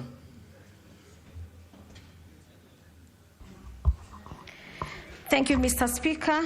Mr. Speaker, I wish to express my dissatisfaction with the statement by the committee. Mr. Speaker, I had sought the statement on increased cases of sexual violence against children in Kibwezi's constituency. Mr. Speaker, what I've received, there are general policies, of course, covering the whole country. I really expected the committee through the ministry to give me detailed explanation on the issue of Kibwezi's constituency, and as read out very well by the vice chairperson, the area of Mtitiwande as he captures the general information. So when you look at the my number one question on the guarantee of the safety boy-child, Mr. Speaker, I expected the recent cases that are in Mtitiwande to be given a detailed information on the status together with the measures. Mr. Speaker, on the second one I was seeking for the different stages of investigation. The committee, as much as they have done a good work, Mr. Speaker, they have just highlighted many cases, Mr. Speaker. In the cases, out of the 14 cases of investigation, Mr. Speaker, it is surprising that only 2, we have the accused in remand, and the rest are pending before the court. The committee has not stated which courts are these and who are these, Mr. Speaker. Just a name. I want to highlight like a complainant, male 18 years.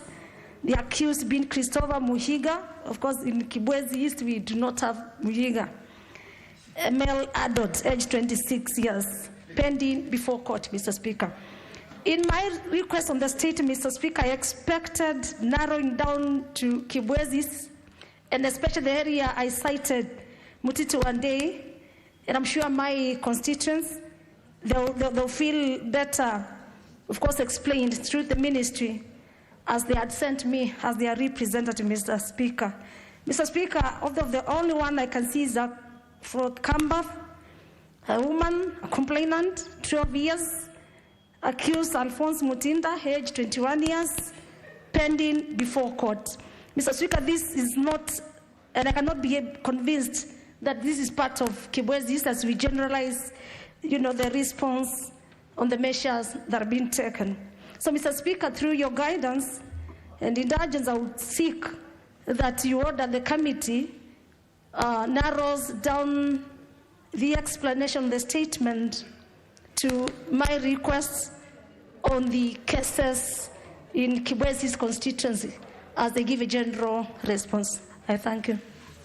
I think the only way that can be sorted out is if the Honorable Jessica Mbalu appears before the committee on a date when the Cabinet Secretary or whoever it is that comes to respond to the specific issues that you've raised. Because I agree, when you say pending under investigation, pending in court, I mean, that's so general. Nobody, it doesn't even, can't even convince a toddler. I don't know. It's not really, those are very useless responses. It is not the committee, of course. We know the difficulties in this process, because you get statements that have been given. Maybe it is just some chief somewhere went and wrote in the village with the help of a village elder, and they wrote the names.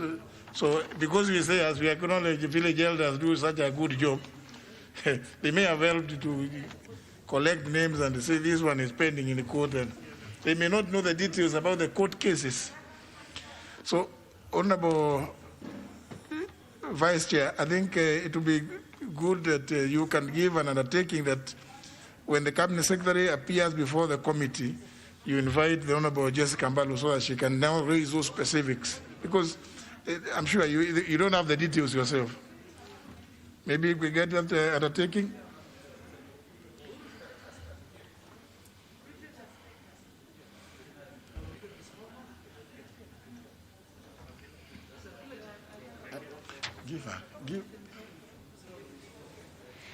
Thank you, Mr. Speaker. I undertake and I'll invite Honorable Jessica to appear before the committee so that she can get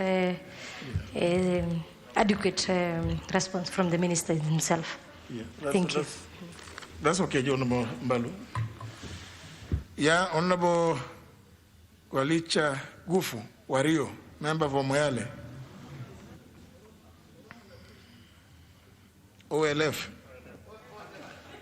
There was reference to something called OLF. Is it? Is it O?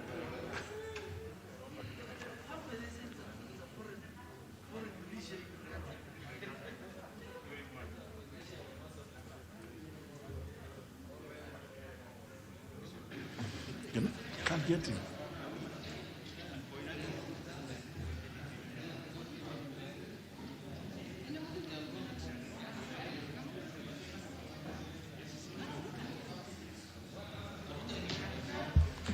Thank you, Mr. Speaker.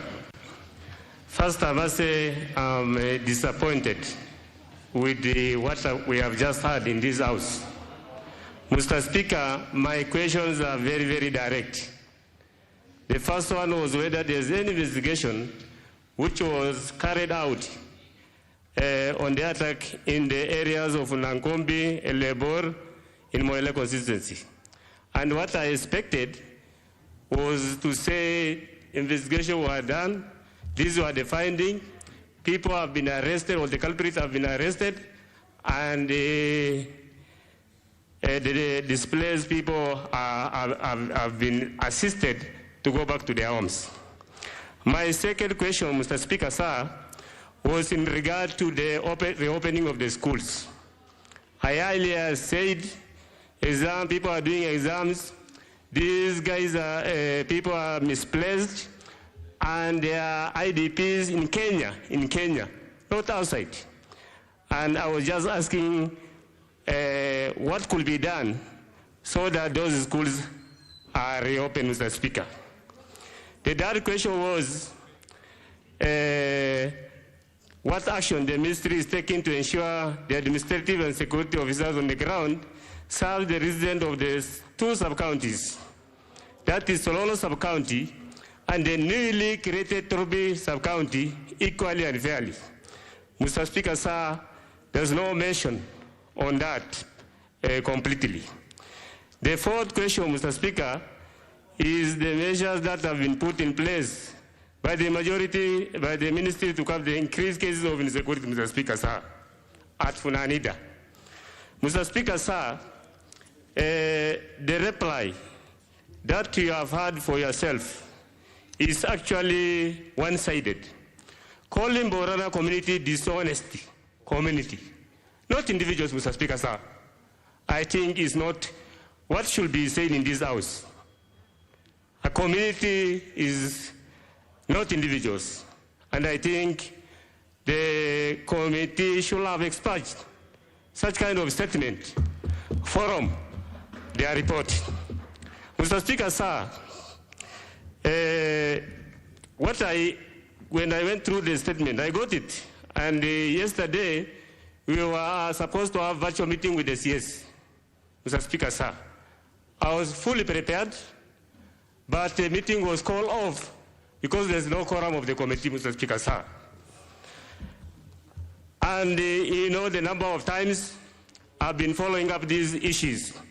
So, Mr. Speaker, sir, in short, in a nutshell, what I can say is that the report actually showed there's a lot of insecurity issues in my area, which some of maybe are not even aware of, like OLF, which was read. I'm totally not aware whether there's any OLF or anything like that in Kenya.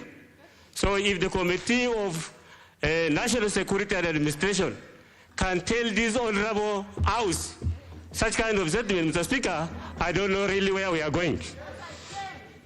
Mr. Speaker, sir, they went further and said that these OLF are being funded by some politicians. I think the chair should come out clearly and tell this House who are those politicians. Mr. Speaker, sir, I think the identity of Kenyans is very, very, very known by anybody in the world.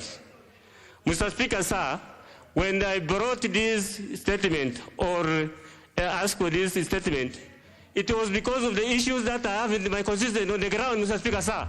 It's not just I collected from the roads and brought it here, Mr. Speaker, sir. But the unfortunate thing which is happening, Mr. Speaker, sir, my people who I represent are called goons. They even went further and said, these are not Kenyans, Mr. Speaker, sir. So, Mr. Speaker, sir, I totally disagree with this statement. It is one-sided. I don't think whether this is the information even the government officers on the ground, Mr. Speaker, can give. I know I can say. And it is cooked, Mr. Speaker, sir, and I'm totally not in agreement with Mr. Speaker, sir. Thank you. Now that we may not go to any kitchen where they cook statements. Now, as you can see, don't forget, it is very clear. Those of you who are raising up your hands, you just want to fuel this. No. Now, you know, let me tell you, the Honorable Wario, I think he has spoken his heart out. The chairperson is not the owner of that statement. Even as the chairperson concluded reading that statement, she indicated very clearly, signed by the cabinet secretary responsible. So, you know, you cannot say that the committee should have expunged certain parts, because then if that's the work of a committee, then we are dealing with the wrong situation. The committee cannot expunge. I think in order to address that, the issues that you raised, Honorable Wario, now you are raising your hands up to say what? This matter can only be handled. The responses to the questions that he is raising cannot be, the committee or the chairperson is not in possession of that information. So even if I allow all of you to clap and say this is unfair. But if you want to comment about, if you think, because the solution is for, again, the Honorable Wario, and I don't know why it is that you say you are ready yesterday. I think what you had planned to do yesterday was the correct thing.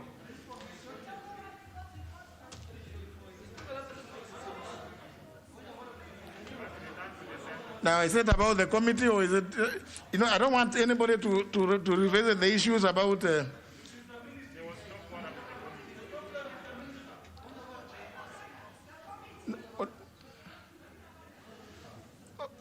Honorable, who is a member of the committee? Honorable, apart from the vice chair will speak.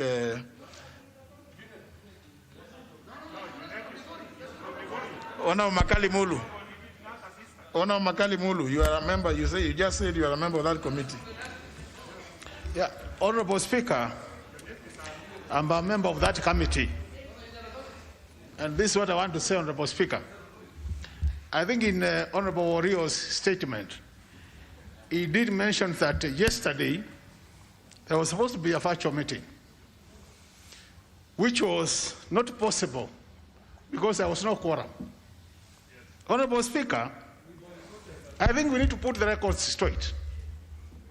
Because after that meeting, the PS did tweet, and he said that the committee was not in attendance and he was fully prepared for the meeting. Honorable Speaker, I want you to go on record that we boycotted that meeting. I want to go it on record. Why did we do that, Honorable Speaker? Honorable Speaker, we have just concluded the supplementary budget. As a committee, Honorable Speaker, we did make proposals where we said reallocate from here to this place. And I want to quote specific examples, Honorable Speaker. Honorable Speaker, if you go to our report as a committee, there was a proposal to reallocate money from the prisons department to the police department, 1 billion shillings. This money, Honorable Speaker, was money which was supposed to pay salaries for promoted prison officers. Honorable Speaker, the second point, this committee has been going around the country visiting police stations. As a result of that visitation, a report was tabled here, Honorable Speaker. And one of the key findings was that there is need for counseling services for our police officers. So on the basis of that, Honorable Speaker, the committee did propose reallocation of 50 million to the Police Service Commission to have seed money to start that important exercise, Honorable Speaker. As a result of that, Honorable Speaker, I'll come there. That's why I want to tell you why we boycotted the meeting. Honorable Speaker, the same ministry did approve establishment of administrative units. And this committee, in their wisdom, decided to have some money set aside to operationalize some of these units. And we made a proposal. Honorable Speaker, what has happened? After doing all that work, Honorable Speaker, in committee meetings and even in hotels, where the taxpayers' money has been used, Honorable Speaker, come the end of the day, all the other committees' reallocations were approved. Reallocation of this particular committee, Honorable Speaker, was declined on the basis of a telephone call. On the basis of a telephone call, Honorable Speaker. And Honorable Speaker, what we're asking is, this committee represents Parliament. It is a parliamentary committee, Honorable Speaker. So, Honorable Speaker, in a situation where this committee has been assumed, Parliament is being assumed. That's the truth of the matter. So we said, Honorable Speaker, what has come out of this committee, Honorable Speaker, is where the big brother, if you go to that committee, if you go to that ministry, there is a so-called big brother and some small brothers. So the big brother in this particular ministry is so unkind, so inconsiderate, that he only wants to take money and all the other small brothers are left with nothing.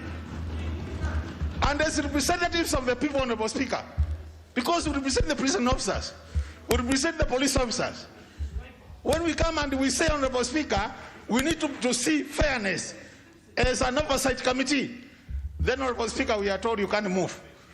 What reason do we have, Honorable Speaker, to attend a meeting with such a people? Honorable Speaker, you can check our records as a committee. We have been meeting for the last 3 years and a half. I can say without any fear of contradiction, the only time we have met the CS is less than 3 times. Less than 3 times. The only time the PS comes with the full team, Honorable Speaker, is when we are discussing the budget. When we are discussing matters important as these questions from honorable members, they are never there. So Honorable Speaker, you know, I think I thought the chairperson would say these things. But I think, Honorable Speaker, time has come when we must call a spade and not a small spoon. So, Honorable Speaker, we are saying, if we have to engage as Parliament with this particular ministry, Honorable Speaker, then we must do our work as parliamentarians as provided in the Constitution, and they do their work. And to make things worse, Honorable Speaker, you go tweeting when you're only ready to attend a virtual meeting, not even a physical meeting. Security matters are never discussed virtually. They are discussed physically because they have confidential issues. So, Honorable Speaker, I think as a committee we are just saying, we want your indulgence, we want your support, and I know you tell us we have what it takes to do our work, but I think now, Honorable House, this is no longer the time of a small committee called administration. This is a matter for the whole House. I submit, Honorable Speaker. Now, I thought the Honorable Makali has spoken for most of you. Honorable Rosabuyu, let me hear. Thank you, Mr. Speaker. Mr. Speaker, I will not apologize for the emotional delivery of the speech of Honorable Makali. But you are a member of the committee. I am a member of that committee. Yes. And it represents the feeling of all the members of that committee. Honorable Speaker, I sympathize with the members when they come and almost shed tears about insecurity matters in their constituencies. Because without security, nothing can move. Honorable Speaker, many times the committee has had to call off its meetings in the very last minutes of the meeting, like 5 minutes, 2 minutes to the meetings have been called off because of no reason that's been given. Honorable Speaker, when the members complain about shoddy answers, it is because there's been no interaction and no time is given to respond to the questions or requests of the members. Honorable Speaker, we know, and we always say, Honorable Speaker, can you just give me an opportunity to say this? Most of the work of parliamentarians are done within the committees, and we all know that. Honorable Speaker, the committees are made useless when they actually sit and come up with decisions based on valid rationales. And those rationales, Honorable Speaker, even when it comes to decisions of budgets, are not taken into account. Honorable Speaker, you've heard my colleague talk about the correctional services. It was sad for the committee to sit and watch a grown-up official actually weep because of the effect of no money being set aside to the promotions of the officers in the correctional services. Honorable Speaker, when the committee unanimously agreed and decided that the 1 billion should be left within correctional services, you've heard my colleagues say, just a phone call, change all that. My question is, Mr. Speaker, what then is the work of these committees in the budget process? That means we spend our time, we spend taxpayers' money, and whatever we come up with based on the impact of the lives of the people of Kenya is null and void, just by a phone call and by a stroke of pen. Honorable Speaker, it's time to decide whether the committees will continue to spend taxpayers' money when what they recommend is really null and void. It is for this House to decide. Honorable Speaker, thank you for this opportunity. But you people were here when you were doing the supplementary estimate. Member for Mbeere South. You are also a member of the committee.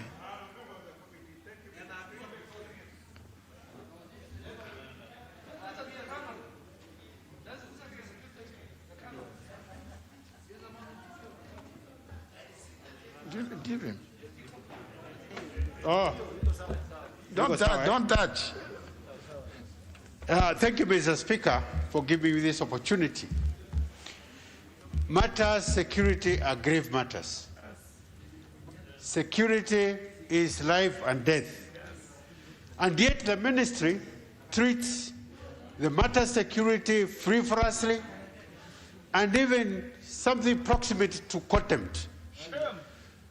We have been sitting and asking the minister to come. And many times, they don't show up. The last meeting that we had, and Honorable Kamket was there, the representative, the CAS, came when the committee had already dispersed. And there's a lot of frustration. Mr. Speaker, as we talk now, more than 15 questions are still pending. Some of them are going to expire next week before they are answered. And yet the members are talking about human life in their villages. As we talk, Mr. Speaker, in my own constituency, the same ministry is organizing 600 GSU officers to go and evict citizens out of their chambers. And they cannot even inform me. They talk in low tones, pretending that they are evicting citizens out of Tanda land. Nobody is in Tanda land in my constituency. They want to take over the Mwea settlement scheme, and the citizens are living in fear. I think it's about time that we called out the ministry and the minister that they must do their job.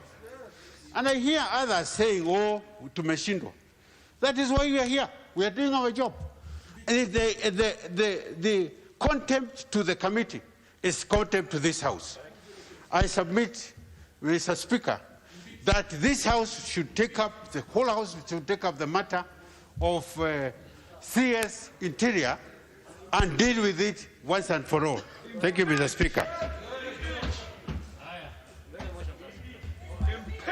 Now,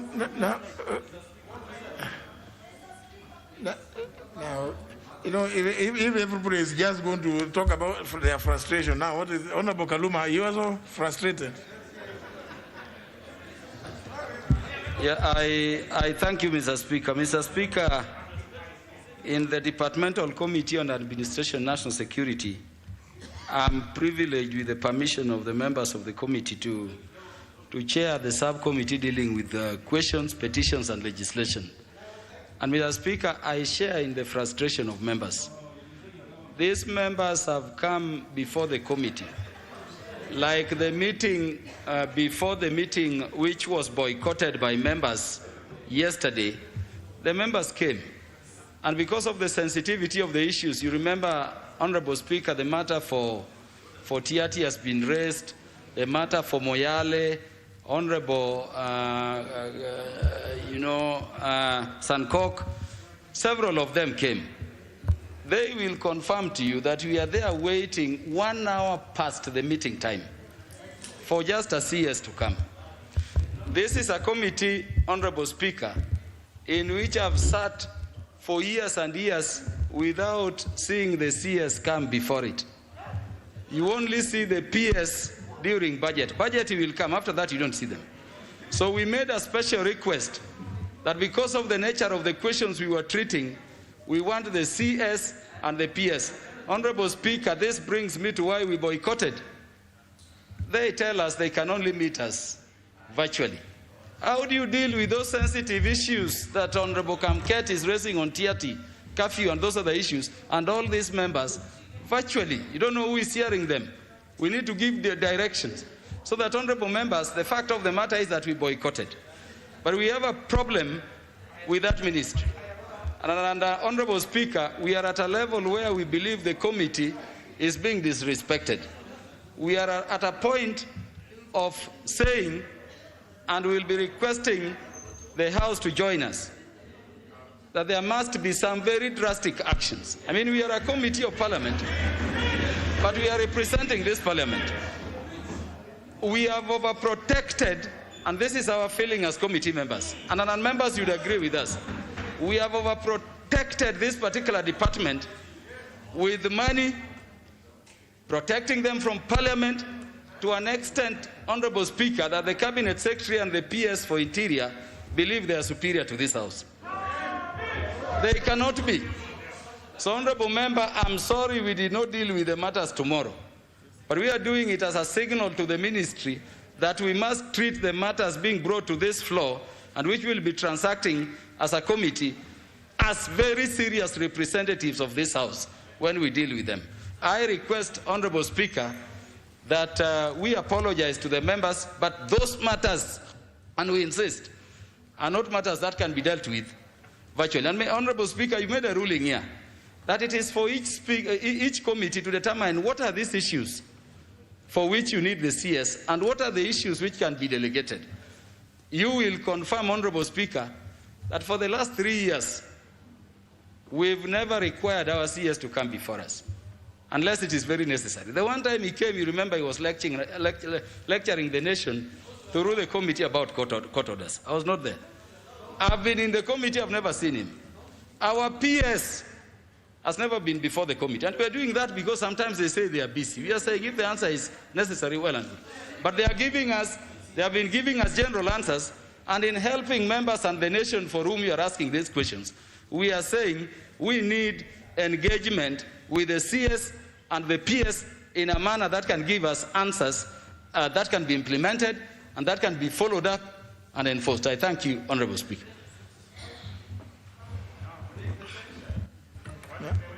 Now this one who is standing, Honorable Kaunya, you are a member of the committee, aren't you?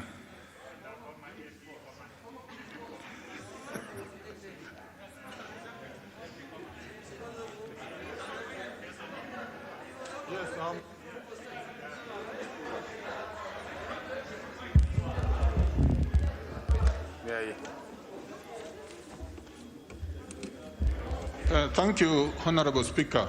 Honorable Speaker, I'm a member of the Committee for Administration and National Security, and I support, Honorable Speaker, the view that has been expressed by other members, and particularly with regard to questions, statements. Honorable Speaker, you'll note that in this afternoon, out of 3 statements read by the chair, 2 have not got a satisfactory, and that is an indication of what also has been happening with questions. Honorable Speaker, the department, or rather the ministry, is handling the questions carelessly. And Honorable Speaker, I want to emphasize one point, that the conditions of work of security officers needs to be looked into very seriously. Honorable Speaker, we visited industrial area remand prison, and the warders there, in terms of the living conditions, are living in worse conditions than the prisoners. We visited some warders who are living in structures which were papers, which were covered by papers, the nylon papers. Honorable Speaker, when you are talking of 1 billion shillings, which was provided for in the budget of prison for promotion of officers in the 2020-2021 budget, being shifted, and considering also, Honorable Speaker, that the department concerned of prisons had undertaken the interviews for promotions based, Honorable Speaker, on facts that the Public Service Commission had approved the promotions, that the Treasury had provided funds for the normal promotions. And Honorable Speaker, members should note that the last 14 years, the prisons department has not promoted any officers. What this means, Honorable Speaker, there are gaps arising from deaths, from retirement, and in institutions of discipline, Honorable Speaker, as you know, the question of chain of command and the question of management of human resources is very key. Now, as it is, Honorable Speaker, we have a situation where there are big gaps. The Public Service Commission recommended that normal promotions should be undertaken and reorganization of the prisons department to fit what is common practice in the police and the military. The 14-tier structure was recommended. It was implemented. And Honorable Speaker, I want to say the members are concerned with the way telephone calls from whichever officers can affect a whole decision made by the committee after serious research and discussion.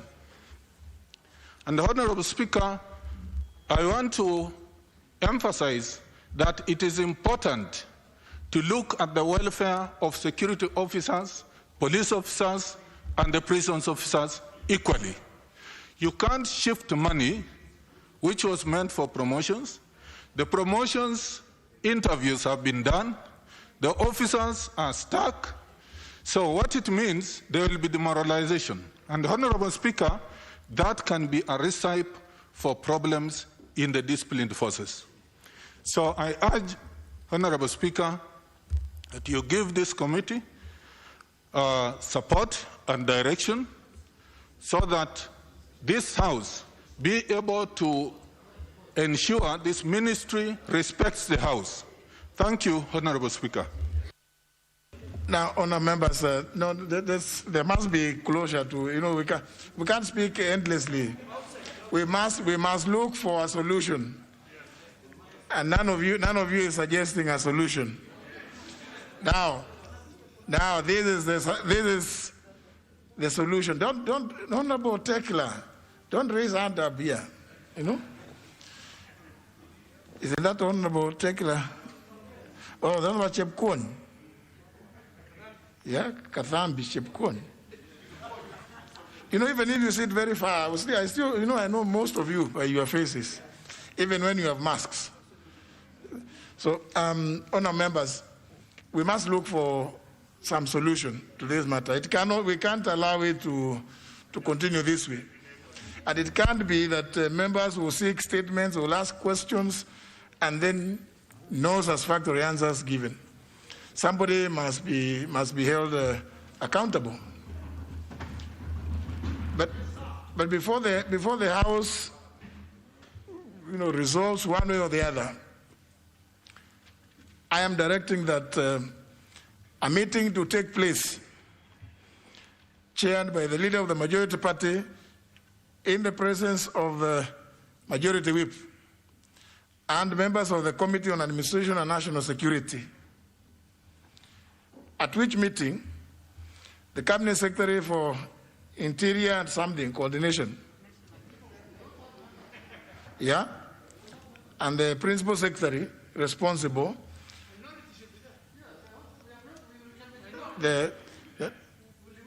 just a minute, just a minute. It is a house, because it's a business of the House. But remember, whenever a chairman of a committee is not present, we channel them through the office of the leader of majority. And he is at liberty to invite as many of you as are capable of offering solutions, but and chase away those who may go to incite. But at that meeting, please, let there be some way forward on how questions, because it is not strange. This is not the first time. The office, that is what used to be called the Ministry of, is it Interior? Internal Security, in the years past. It always had the most cases. Those of you who have some memory of what used to happen even in the past, that ministry always has most questions, because issues of security, issues of, administration, You are talking about village elders, you know, all those prisons now. Then next time it will be immigration. So that particular office has always, before this, in this house, had most questions. And it's only fair that at that meeting, a way forward be found on how questions are going to be responded to, how statements are going to be processed to the satisfaction of members. Because it is not fair, and we have said this in, time without end, without number, that she is only reading a statement that has been signed by somebody. Now, when you tell her that this is a most useless statement, yeah, you may be right, it may be useless, but that is the best that she has been given. Maybe, but the best, a way must be found where the Cabinet Secretary or their representatives will be available in person to appear. And I would suggest that that meeting takes place inside this chamber so that the fears about social distancing will be addressed. I'm sure, I don't expect that there will be as many people in attendance as we are today. No, not to incite. Only members of the committee. The Honorable Junaid wants to attend the meeting. Obviously, as a whip and as a leader, you obviously are at liberty to attend. It's a committee meeting. But let this meeting be for purposes of discussing a way about how the responses from that ministry are going to come to the committee and from the committee to the House. Let that decision be made at that meeting. Let not decide now, because that will be whimsical also. Let there be a candid discussion, because if members of the committee are the ones expressing frustration, then it means that the matter is serious. And that's why I'm directing that the meeting takes place under the chairmanship of the leader of the majority party, who can then take over if things become as frustrating as they have appeared this afternoon. Because the Honorable Fatuma Gedi merely read out what was presented to her. In fact, I had been told that, remember the response she got from, she read out to the request by the Honorable Cheboy, other than the issue of payment. The Honorable Cheboy said he was satisfied. So it's a way in which it is clear that some questions are not being given as much attention as it would be desirable. And I think those things should be discussed at that meeting. Honorable Fatuma and your team, you liaise with the leader of the majority party to agree on the date next week. Because obviously what the Honorable Wario had requested, from what he has stated, indeed, he's not been given what you would call justice to the issues that he had raised. And I think it's only fair that at some time, some not too distant future, he can get a proper response. Not necessarily from you, Honorable Fatuma, but from those responsible, the ones who have signed the statement, or those that may be in the villages giving the information. Because obviously, this information, it may well be that information has come from the village, but it needs to be, so there must be a mechanism by which even them in headquarters should be able to verify and ascertain the authenticity and truthfulness of the responses that they get here at headquarters. And I think with that, I think we should move forward. Let's move on. Honorable Abdusalan, I can see you. Honorable Kolosh, I'm sure now this could be Wajir issues now. Please, let's be satisfied with this. Not question, not.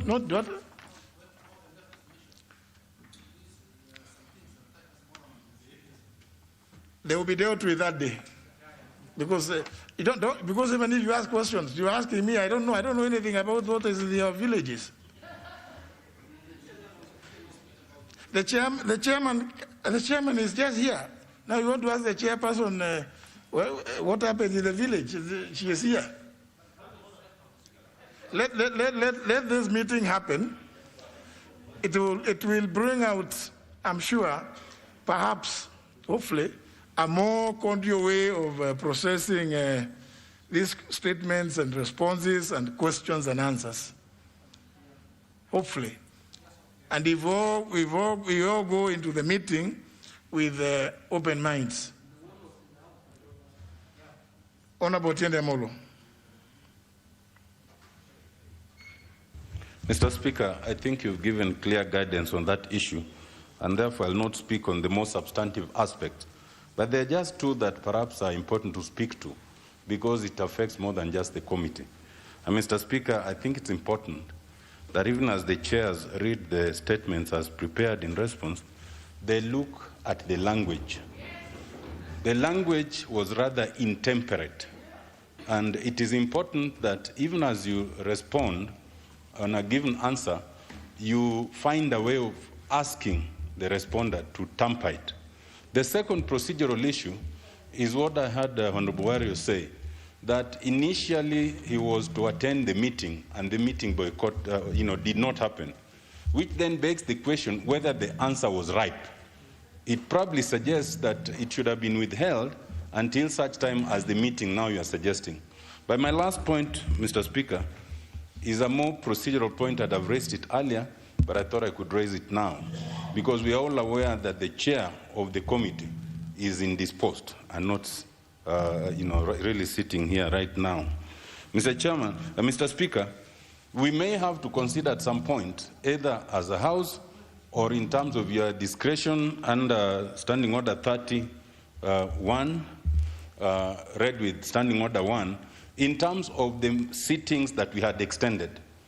Because of the rising COVID situation, our sister house has actually reduced their sitting, I think, to 1 day a week, while as we had increased them essentially to 5. We may have to consider especially the evening sittings, Mr. Speaker, with the health protocols, and given the time between the morning sitting, the afternoon sitting, and the evening sitting, whether we even have sufficient time for fumigation. I think it is a point to ponder at this point, Mr. Speaker. Thank you. That is an important observation, which the House Business Committee is already seized with and grappling with what to do. But we are seeking further technical advice from the Ministry of Health. But maybe I don't see the Honorable TJ Kajwang here. I don't know whether there is a member of the Procedure and House Rules who is in the House, other than no, the Honorable Pukose is not a member of Procedure. Are you? Oh, very well. I am not disowning you, Honorable Pukose. But I think I want to also make some suggestion out of experience that I've gathered in some jurisdictions. We may need, in our standing orders, to revisit the question of when a meeting is to happen with people from outside Parliament and there is no vote being taken, the necessity to wait for quorum. Because if the chairperson or the vice chairperson has arrived, or a member, if the two of them are not present and you have agreed that a member can take over, because Parliament is a house of records, and maybe the person coming is not coming to answer a question, is to give some presentation. The presentation will be left there. In some jurisdictions, as long as there's somebody chairing, witnesses give their testimony and leave. It happens. So members of the Rules and Procedure House Rules Committee, this is something I think in our standing orders, I don't want to suggest about the Constitution because it will require a constitutional amendment. But in our standing orders, I think that is something that you may need to revisit, think through, see whether it makes sense. And because there is improvement in technology, there will be situations whereby everything that is said is there's nothing being written. Some of these rules which we have carried on were made when testimony would be taken and through shorthand and things like those. So that sometimes you have to question whether what has been recorded is exactly what was said by a witness. But it is something that we need to think through, because it also would help in fast-tracking the work of committees. Honorable, no. Honorable Pukose, I know you want to, why don't you raise the one which you wanted to raise? Thank you, Honorable Speaker. Just before I raise on that one, Honorable Speaker, at times I think with the improvement in technology, maybe members can confirm through even SMS or on WhatsApp that they are on their way. And that can give, if we can be able to amend that on our standing orders, so that members can be able to... Pardon? No, if member can confirm and is coming, then you can provide that in the standing order. Meanwhile, Honorable Speaker, what I wanted to ask is that on 2nd May 2019, you directed a bill which is sponsored by myself on the Kenya Food and Drugs Authority to the Committee on Health. And this bill, Honorable Speaker, when it came, after that it came for second reading, we agreed to step it down when Honorable Dwale raised that had a meeting with some interested people who are the stakeholders, and we even agreed, and we were sponsored by both the Ministry of Health and the U.S. government to go and see how the U.S. Food and Drugs Authority works. Honorable Speaker, since that time, this bill has just been left in abeyance, and I thought this is a very critical bill, especially in the current situation where we are facing issues of COVID and issues of even approval for the vaccines that are coming into our country. And in fact, on issues of even surveillance and other matters concerning health, I think this is a bill that could be able to help this country address many of the issues that we are currently facing.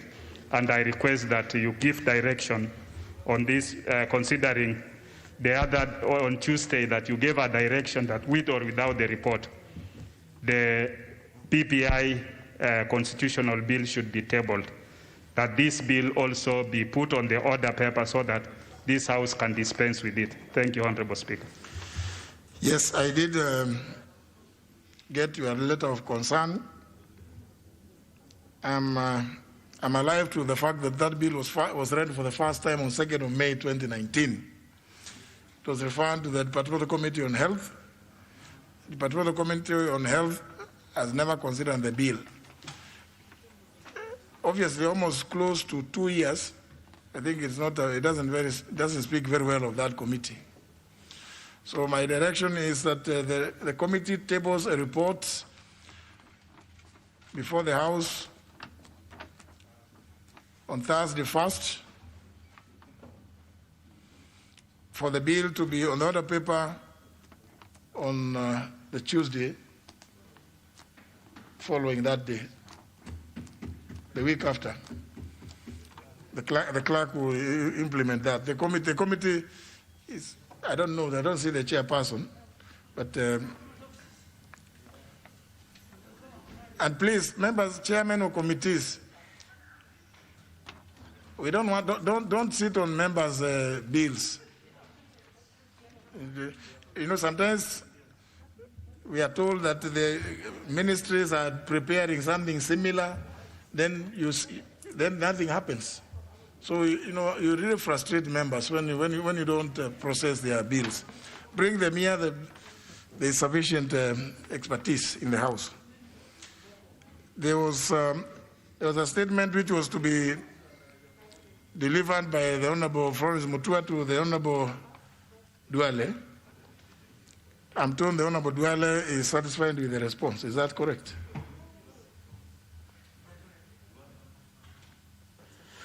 Mr. Speaker, you need to confirm what Honorable Ichungwa is distributing in the chamber. And I was telling Honorable Shamala that you might be indoctrinated into the Mungiki sect without your knowledge. Because he's giving me paraphernalia, and I refused. I refused the paraphernalia, Mr. Speaker. But, Mr. Speaker, that was a light touch. Mr. Speaker, I really want to thank the chair now, because I heard the Committee of Education lamenting. I want to thank the chair of education. I want to thank the Minister for Education, because I was given booklets. I asked 3 questions. The distribution of desks to schools. I was given the whole country, school by school, how many desks government distributed. I was given a whole booklet, voluminous, like the Public Accounts Committee report, on all the artisans who did it in the country, including my own constituency, and I was confirmed that this money was budgeted for. So it's good that we are coming from the Committee on Education, but we are going to a committee that is working very hard under the able leadership of Honorable Florence Mutua. But, Mr. Speaker, if you allow me, because that went out. Speaker, because you have asked the Leader of Majority to convene a meeting, and I agree with the Honorable Otiende Amolo, the statement given, there was even an indication that there is a militia, foreign power, in our country. So I really want you, as they go discuss it, you expunge what was said today, you order the expansion of what was said today from the record of the House. You know, the goons and all that statement. And going forward, I think what Otiende Amolo said was true. I think our clerks can also look at the statements, and our chairs and vice chairs can look at the statements, and if there is some language that is demeaning, you can too. But, Mr. Speaker, this is the reason why we should have ministers here. I remember the late Ojode, the late Saitoti, the late Muchuki used to feel the heat from members. You know, we should not harass our colleagues who are chairs and vice chairs. And, Mr. Speaker, for record, I remember the member for Chapalungu then, Isaac Ruto, one afternoon called the Attorney General, who was an ex official in the House. He called him, you know, Mr. Attorney General, you are one of the most incompetent Attorney Generals in the Commonwealth. And when we went to the tea at the lunch, the Attorney General, even today, that Attorney General reminds me, he tells me I'll now forget a statement. So ministers should be here. Their ego will be reduced. Ministers' ego, now you know outside they have ego. When they appear here every afternoon and they answer questions from the people's representative. And one of the reasons why I support BBI is for ministers to come and sit here. They should come here. They should come and answer questions, Mr. Speaker. This idea of, you know, chairs, we are harassing chairs for no good reason. But I want Honorable Flores to go and tell Professor Magoha I am satisfied with his answer, and I expect the statement I saw this afternoon on KPLC and the independent power producers. Honorable Gekaria will go and tell Honorable Keter that we don't want the story of the Ministry of Interior. We want proper answers so that we know who owns those independent power producers and their shareholding. So, Mr. Speaker, thank you very much. I'm happy. Very well. I think we may not order for the expansion of what was stated, because then what was said by the Honorable Dr. Otiende Amolo, then will not be referring to anything. So let's have it, but it is a pertinent point that let us also, even as chairs of committees, you can look at certain responses and even ask a cabinet secretary whether he or she would want to receive a statement or a response in certain language. Certain words, they are so offensive. They just cause anger for no reason. And referring to whole communities as goons and things like those, that's not language that we expect in the House. But I think so that we don't revisit that matter, let us wait for this meeting. Honorable Abdisalan, please, let's just wait for this meeting to happen next week. No, we still have other, I don't know. No. The next response is by the Chair of Labor and Social Welfare, the Honorable Peter Mwadhi, to a request by the Honorable Wilson Sosion. Yes, I have the statement ready. Thank you, Honorable Speaker. And I wish to read the response. Honorable Speaker, on 18th February 2021, the Honorable Wilson Sosion MP, nominated member, sought for a statement from the Chairperson, Departmental Committee on Labor and Social Welfare. Now, just be sorry, Honorable Mwadhi. Honorable Mwadhi, where is the Sergeant at Arms? Sergeant at Arms, can you remove those yellow things I'm seeing on members' mics? They don't belong to Parliament. Throw them, confiscate them. I heard them say they belong to UDA. I don't know what is UDA. They don't belong to Parliament. They don't belong to here. Yeah, just confiscate them. Just hand it over. There is nothing out of order. There is nothing out of order. I have given the order. I have given the order. If you do not surrender it, please take your leave. Thank you, Honorable Speaker. May I proceed? There is nothing out of order. Proceed, Honorable Mwadhi. Thank you, Honorable Speaker. Honorable Speaker. Honorable Speaker. If you may protect me from Honorable Shungwa, Honorable Speaker. Please, why don't you seek the assistance of the Honorable Pukose? Yes. He can't advise you to bring strange gadgets here. But even the mask, Mr. Speaker, is a strange gadget. Mr. Speaker, Don't engage me in that kind of argument, Honorable members. You are the only one using that microphone. I've seen that. I've seen those things you have read. I know where you have read them from. Let us not. This is not business. Proceed, Honorable Mwadhi. Proceed. Thank you, Honorable Speaker. Honorable Speaker, on 18th February 2021, the Honorable Wilson Sosion MP, nominated member, sought for a statement from the Chairperson, Departmental Committee on Labor and Social Welfare, pursuant to Standing Order number 44.2c, regarding gazettement of agency fees with respect to collective bargaining agreements, which I'll hereafter refer as CBAs, negotiated and concluded by 40 trade unions in the country in the period of 2017 to 2021.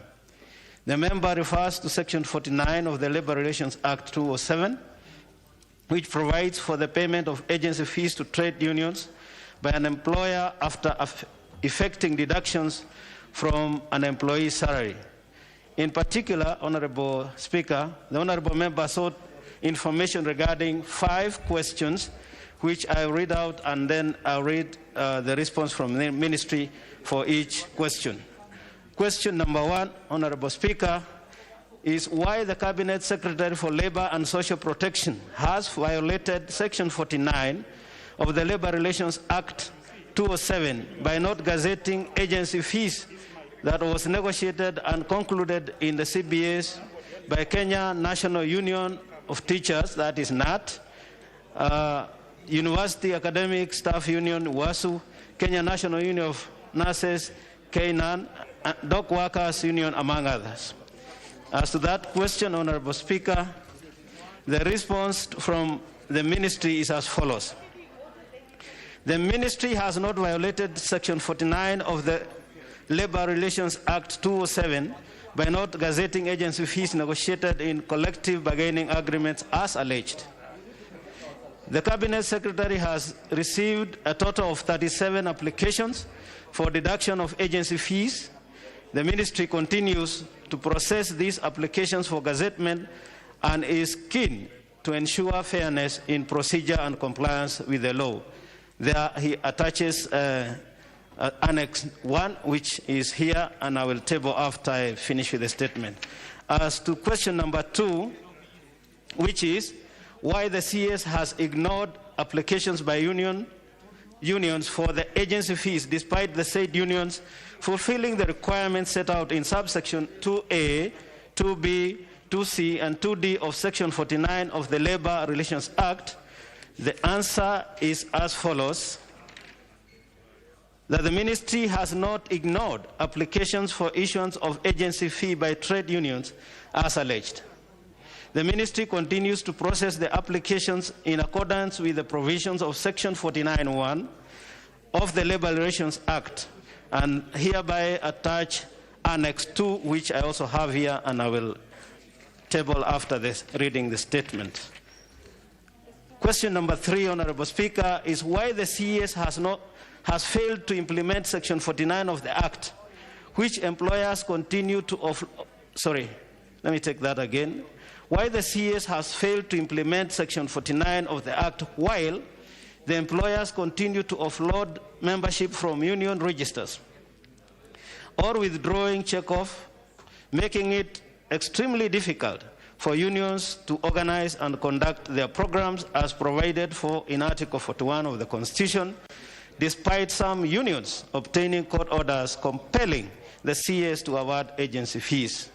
And the answer to that question number 3, Honorable Speaker,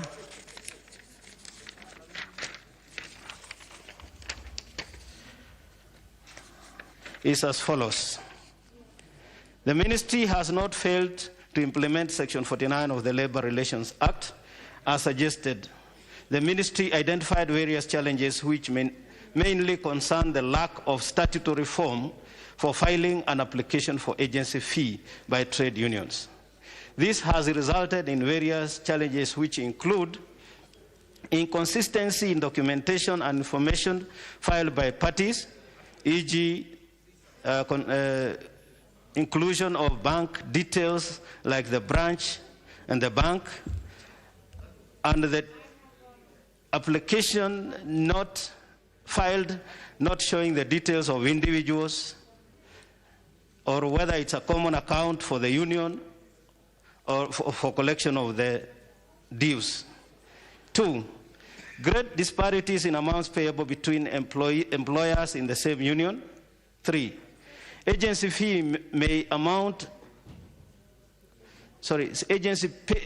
pay amount is equal to the union dues amount, creating confusion among workers whether they are members or not.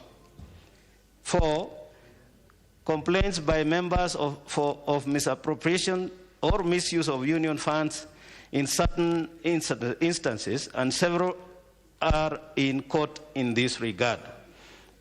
The ministry is not aware, therefore, of offloading of members of NAT, WASU, Canaan, and other trade unions. Should this arise, then parties have the liberty to report such occurrences as labor trade disputes as is provided for under the law. Many such claims or disputes have been processed and amicably resolved by the ministry under established mechanism in Part 4 on dispute resolution and Part 9 on adjudication of Labor Relations Act 2007 for dispute resolutions. Any grievances relating to agency fees should be reported through the stipulated procedure under the Act, addressed accordingly and remedied, and hereby attach Annex 3, which I have. Question number 4, Honorable Speaker. I thought you said there was a very short response. It's just 2 more. Why the CS is undermining the role of trade unions in negotiation of labor matters for their members, violating labor laws, Constitution, and International Labor Organization Convention of 1998 on freedom and rights of trade unions. The answer to that is that the ministry has neither undermined the role of trade unions in negotiations of labor matters for their members, nor has he violated labor laws or the ILO convention.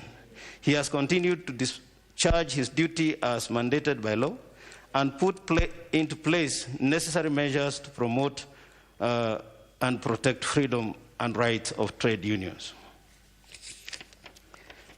The Cabinet Secretary continues to do the following, which is number 1, register trade unions, processing of trade disputes, conduct election of trade unions, conciliation and technical committees under alternative dispute resolution, provide labor advisories and conduct trainings on labor administration, and finally involve trade unions as key stakeholders in review of labor policy and laws. And the final question, Honorable Speaker, was when the agency fees will be gazetted for all unions that have negotiated and concluded collective bargaining agreements. And the answer to that is that the gazettement of agency fees has had its fair challenges and has been pending for some time. The ministry sought for guidance from the head of public service and in consultation with National Treasury and Planning and the Office of the Attorney General. Arising from the consultation, it was realized that there were gaps relating to the making of orders under Section 48 on union dues and 49 on agency fee. The gazettement of orders will have to wait for the completion of the lawmaking process as they are still in consultation. Subsequently, the ministry, in conjunction with the Office of the Attorney General, prepared a concept paper on draft labor relations, trade union dues and agency fees regulations 2020, which are to guide the procedure for gazettement of orders. This document, in accordance with the law, will be presented to the National Labor Board for direction. It is anticipated that these regulations will not only address the attendant challenges, but will also streamline the process and also ensure consistency in procedure, fairness, justice, and legal compliance. Honorable Speaker, that's the end of the statement. I thank you. Honorable Sossion, I hope you're not going to say again, very disappointed. Honorable Sossion. Yeah, thank you, Honorable Speaker. The statement rendered by the chair of the Labour Committee indeed is very disappointing. The questions are clear. It's about compliance with the law, and it's not about giving general narratives. In fact, if you look at these answers, Honorable Speaker, it is worse than answers that a standard one child can answer on the first day in school. Mr. Speaker, the role of labor movement cannot be downplayed in this country. And what the Cabinet Secretary for Labor is doing is to deliberately asphyxiate the unions. And in terms of gazettement of agency fee under Section 49 of the Labor Relations Act, the minister ought to gazette, without making reference to any other process. The powers are vested in the minister. And Honorable Speaker, if you look at what the minister is trying to allude to, is development of regulations to govern.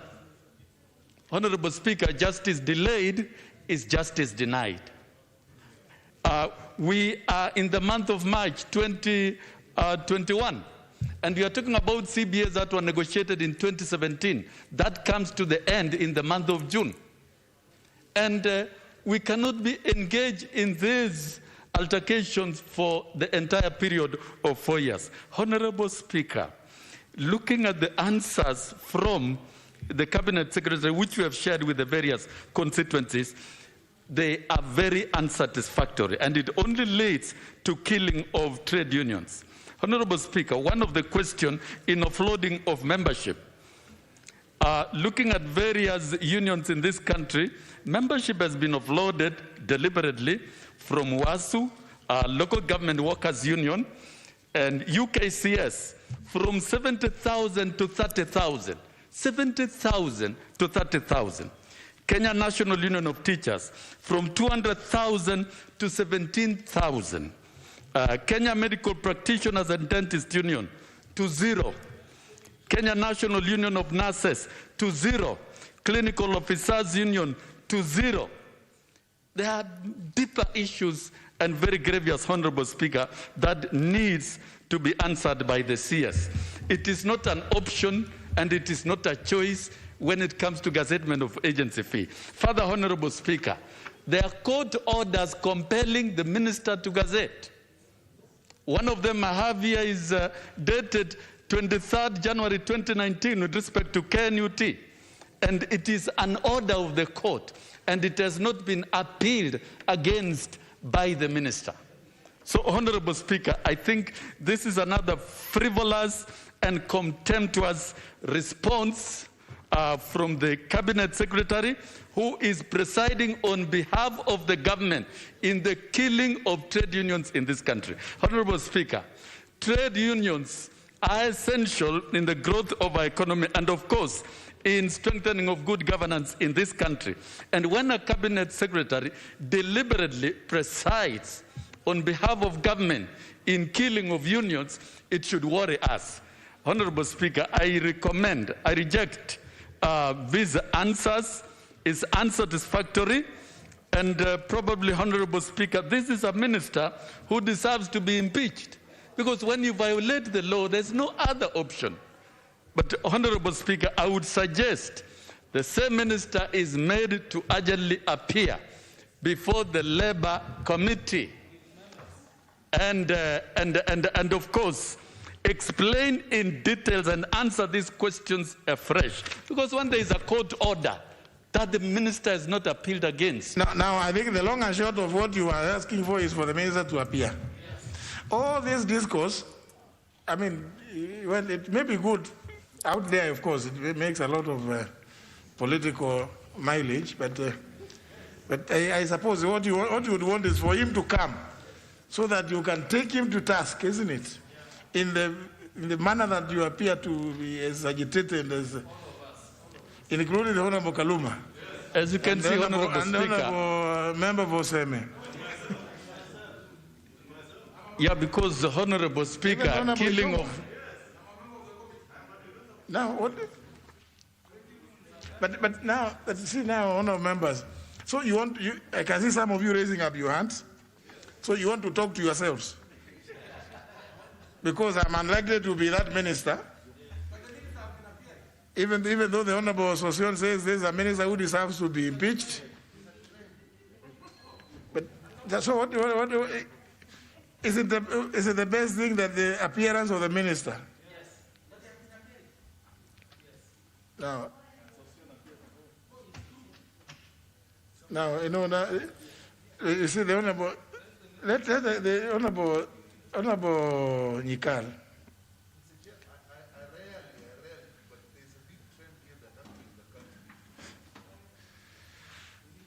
Honorable Sion, I think you have made your case. Even if it's for YouTube consumption, I think the case is well made. And I'm going to give those directions as you have sought. So there's no need of flogging a dead horse, isn't it? Or you are trying to extract blood from a rock. Let's hear the member for Seme once, and then because he's been here since 2:30. And Mr. Speaker, thank you. But Mr. Speaker, I rarely get agitated on these matters. But Mr. Speaker, what we are seeing here is a deliberate, structured effort to kill unions.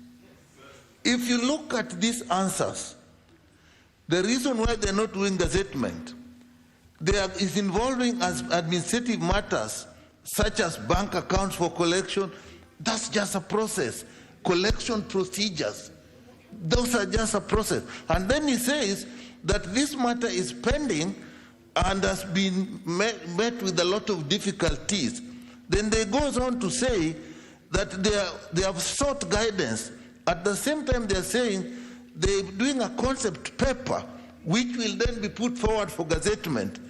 And Mr. Speaker, all these unions, the National Union of Teachers, the National Union of Nurses, UWASU for the university, KMPDU for health workers. And this offloading, once they do that, then the people who are not members are treated differentially.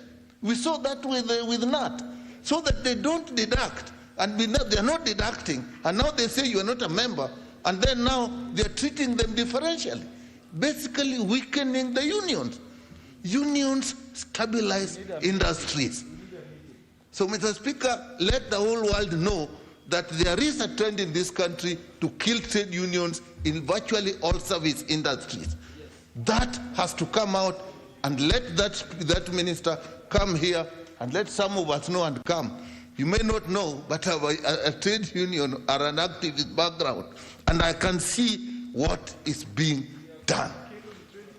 Mr. Speaker, let the minister come, and let me add this. And you made an effort, even in the last parliament, and you said now, this is something we have to look at.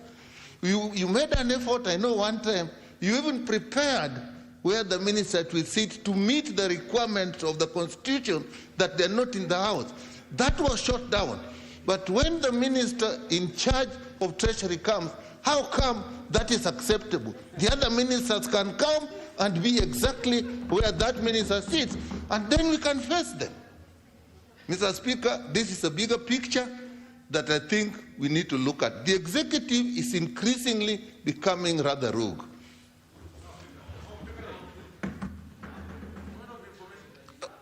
No, who are you informing? The Honorable Nyikala has sat down.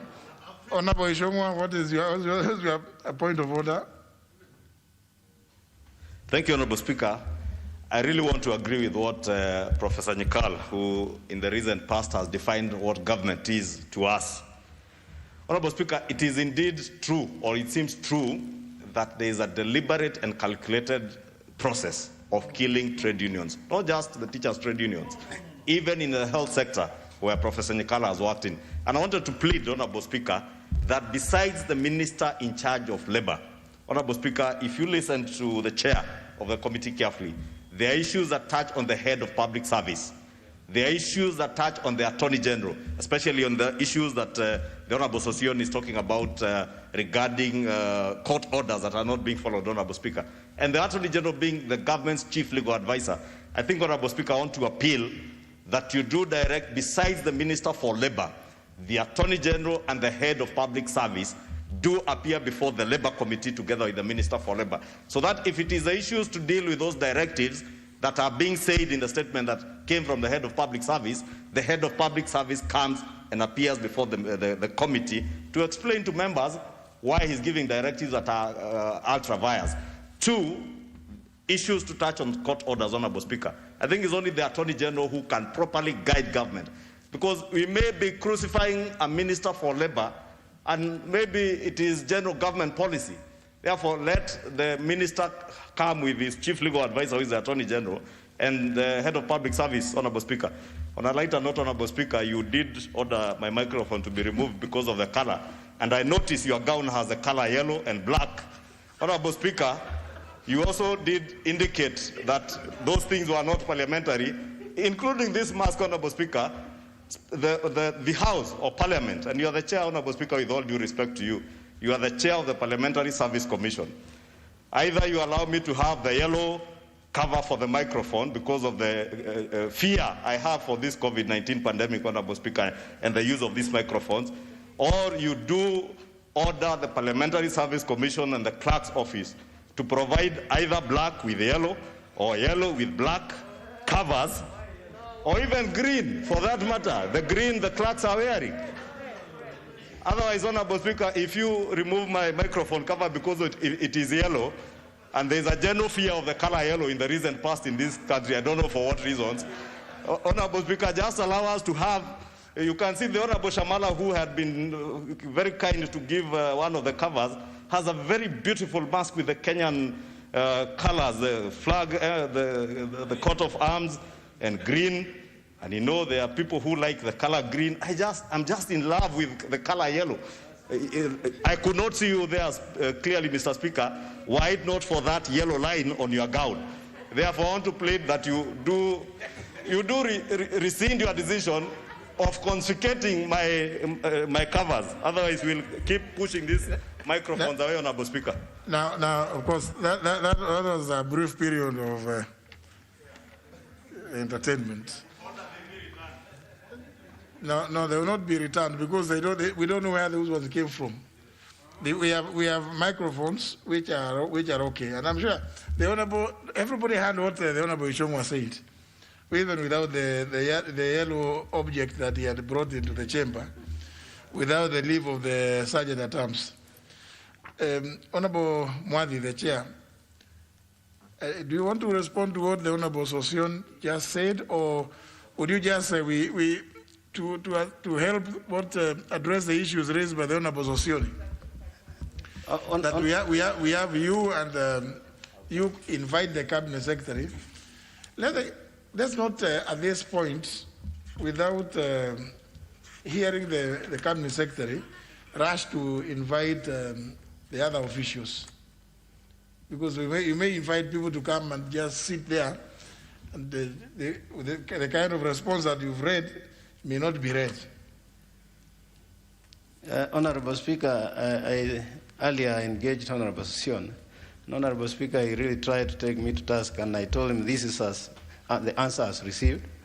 And I asked that when he comes here, if he feels that it's inadequate, he say so, which then I promised with your direction that we can invite the Cabinet Secretary. But he also alluded to the fact that the Cabinet Secretary received directions from some other quarters, that is AG and Head of Public Service. So if they are represented there with a brief on whatever the statement has, I think it would be okay, so that we are able to comprehensively address the concerns which I'm seeing members are very interested in. If the Cabinet Secretary is still insistent on the portion of the response that there were circulars by some other people, but he may just appear, and when pressed by the Honorable Sosion, if he doesn't make that kind of statement, then you'll have called the other person for no reason, or even the Attorney General for that matter. If indeed that is the Cabinet Secretary attends and makes the same admissions as contained in this response, then you as a committee are at liberty to now make a decision on who needs to be invited next. Because it might not just be those two, it might even be others. Honorable Mwadi. Yeah, Honorable Speaker, I get the directions, and I think we will go that way. And we will take the shortest time possible to invite the Cabinet Secretary, and subsequent meetings will be informed by what he will tell us. Yes. So that then when you invite the Cabinet Secretary, let the Honorable Sosion be aware. Honorable Sosion, also let, but you are a member of the committee. Honorable Speaker, and I realized before I read the statement, there were so many other members who have got interest, who are not members of the committee. And I think it's only fair that they are also allowed during those sessions. We have held a meeting here in the chamber on a Wednesday. Yes. With the payment service providers, and the social distancing was okay. And we conducted business with members who are not even belonging to that committee. True.